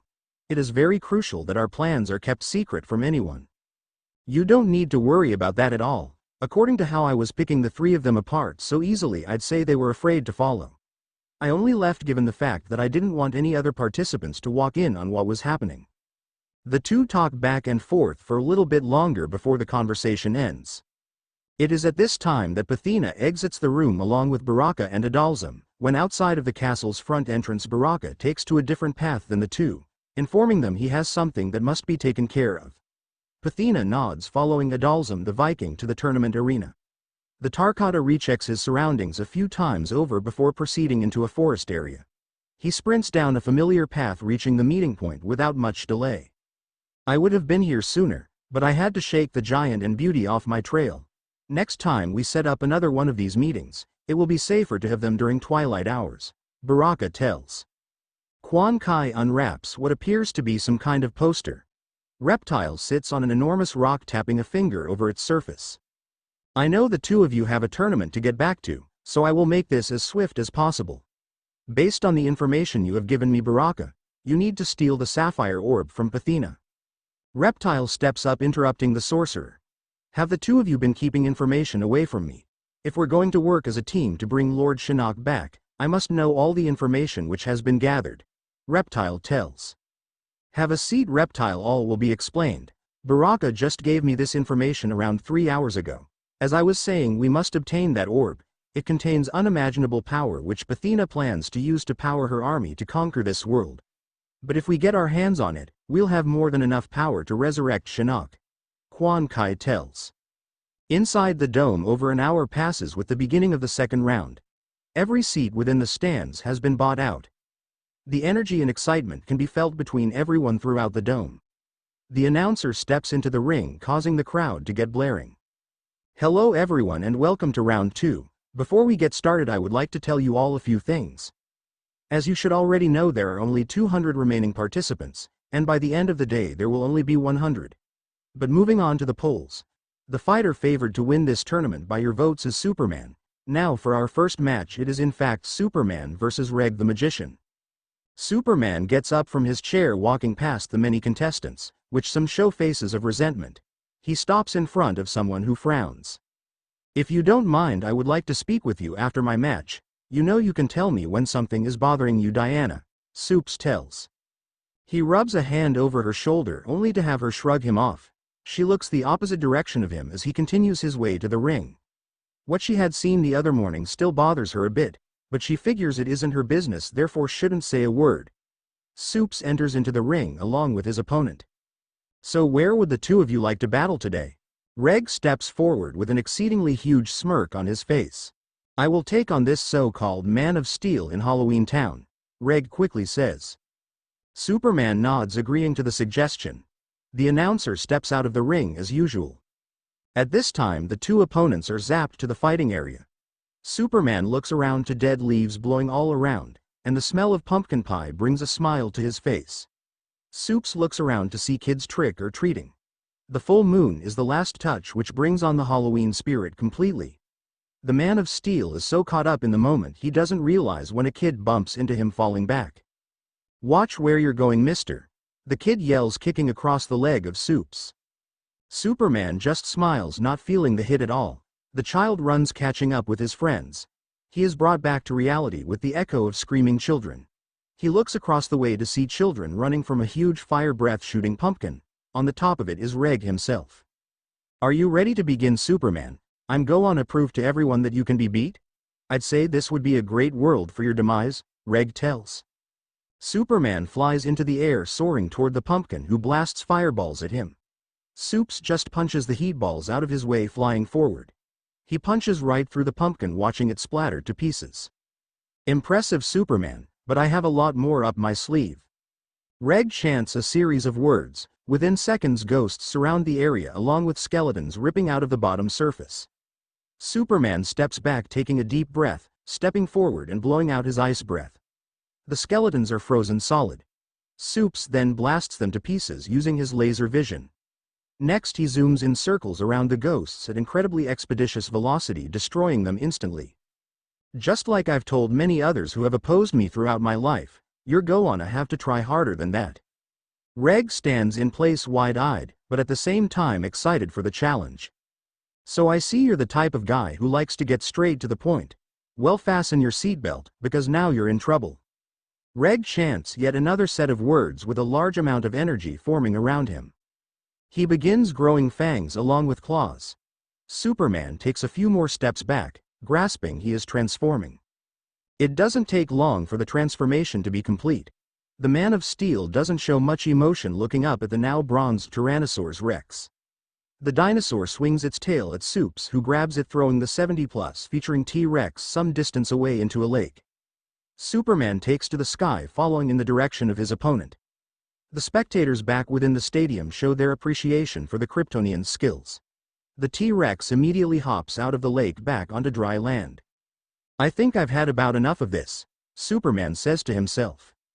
Supes looks around to see many trees, coming up with an idea to finish the match. He flutters downward, pulling a tree out of the ground, flying over and whacking the dino across its head. Reg goes upward like a baseball, falling to the ground over 100 feet away. Reg returns to his human form, knocked out. The two are immediately brought back to the dome. Superman grins at the sound of all the cheers. Winner is Superman. The paramedics come into the ring and take Reg along with them to the infirmary area. Superman hovers out of the ring, waving to the spectators flying to the waiting area. He comes to a stop, locating Spider-Man standing next to the Green Lantern. "Hey, good stuff, Supes. That sure was an entertaining match. You seemed a bit out of focus at first, but other than that you were great," Spidey tells. "Yeah, I guess I was, huh? It's just that entire area reminded me of some of the Halloweens I had back in Smallville as a child. Those were the good old times." A few matches pass by, with most everyone sitting around with their eyes glued to the screens. Next up we have Mocap versus Ms. Marvel, one of them being another crowd favorite. Mocap is the first to the ring, very energized that he had passed round 1.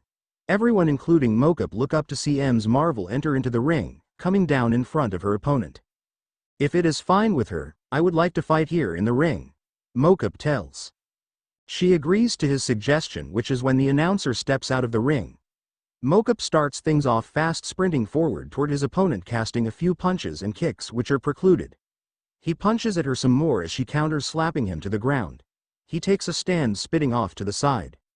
"That's interesting. Not only are you super powered, but you know a thing or two about hand-to-hand combat.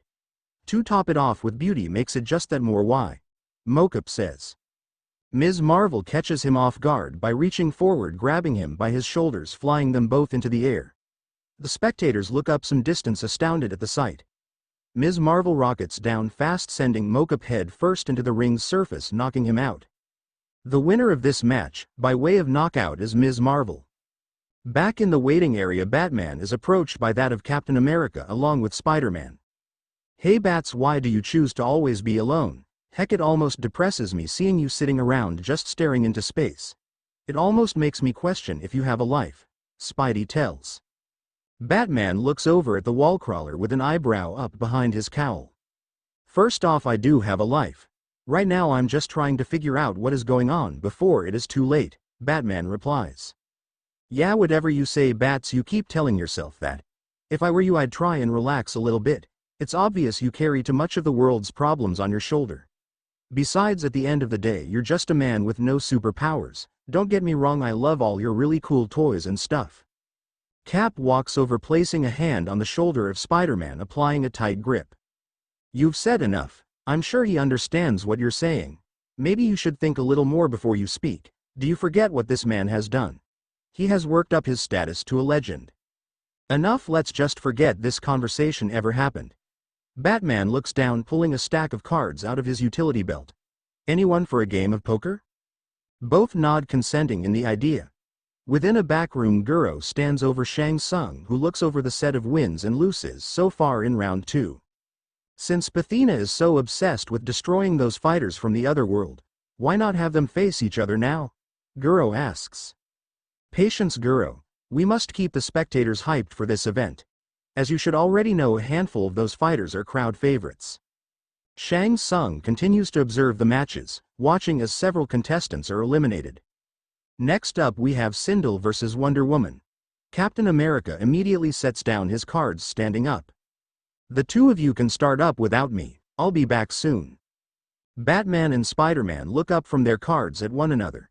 It's official, Cap has a crush on the Amazon princess.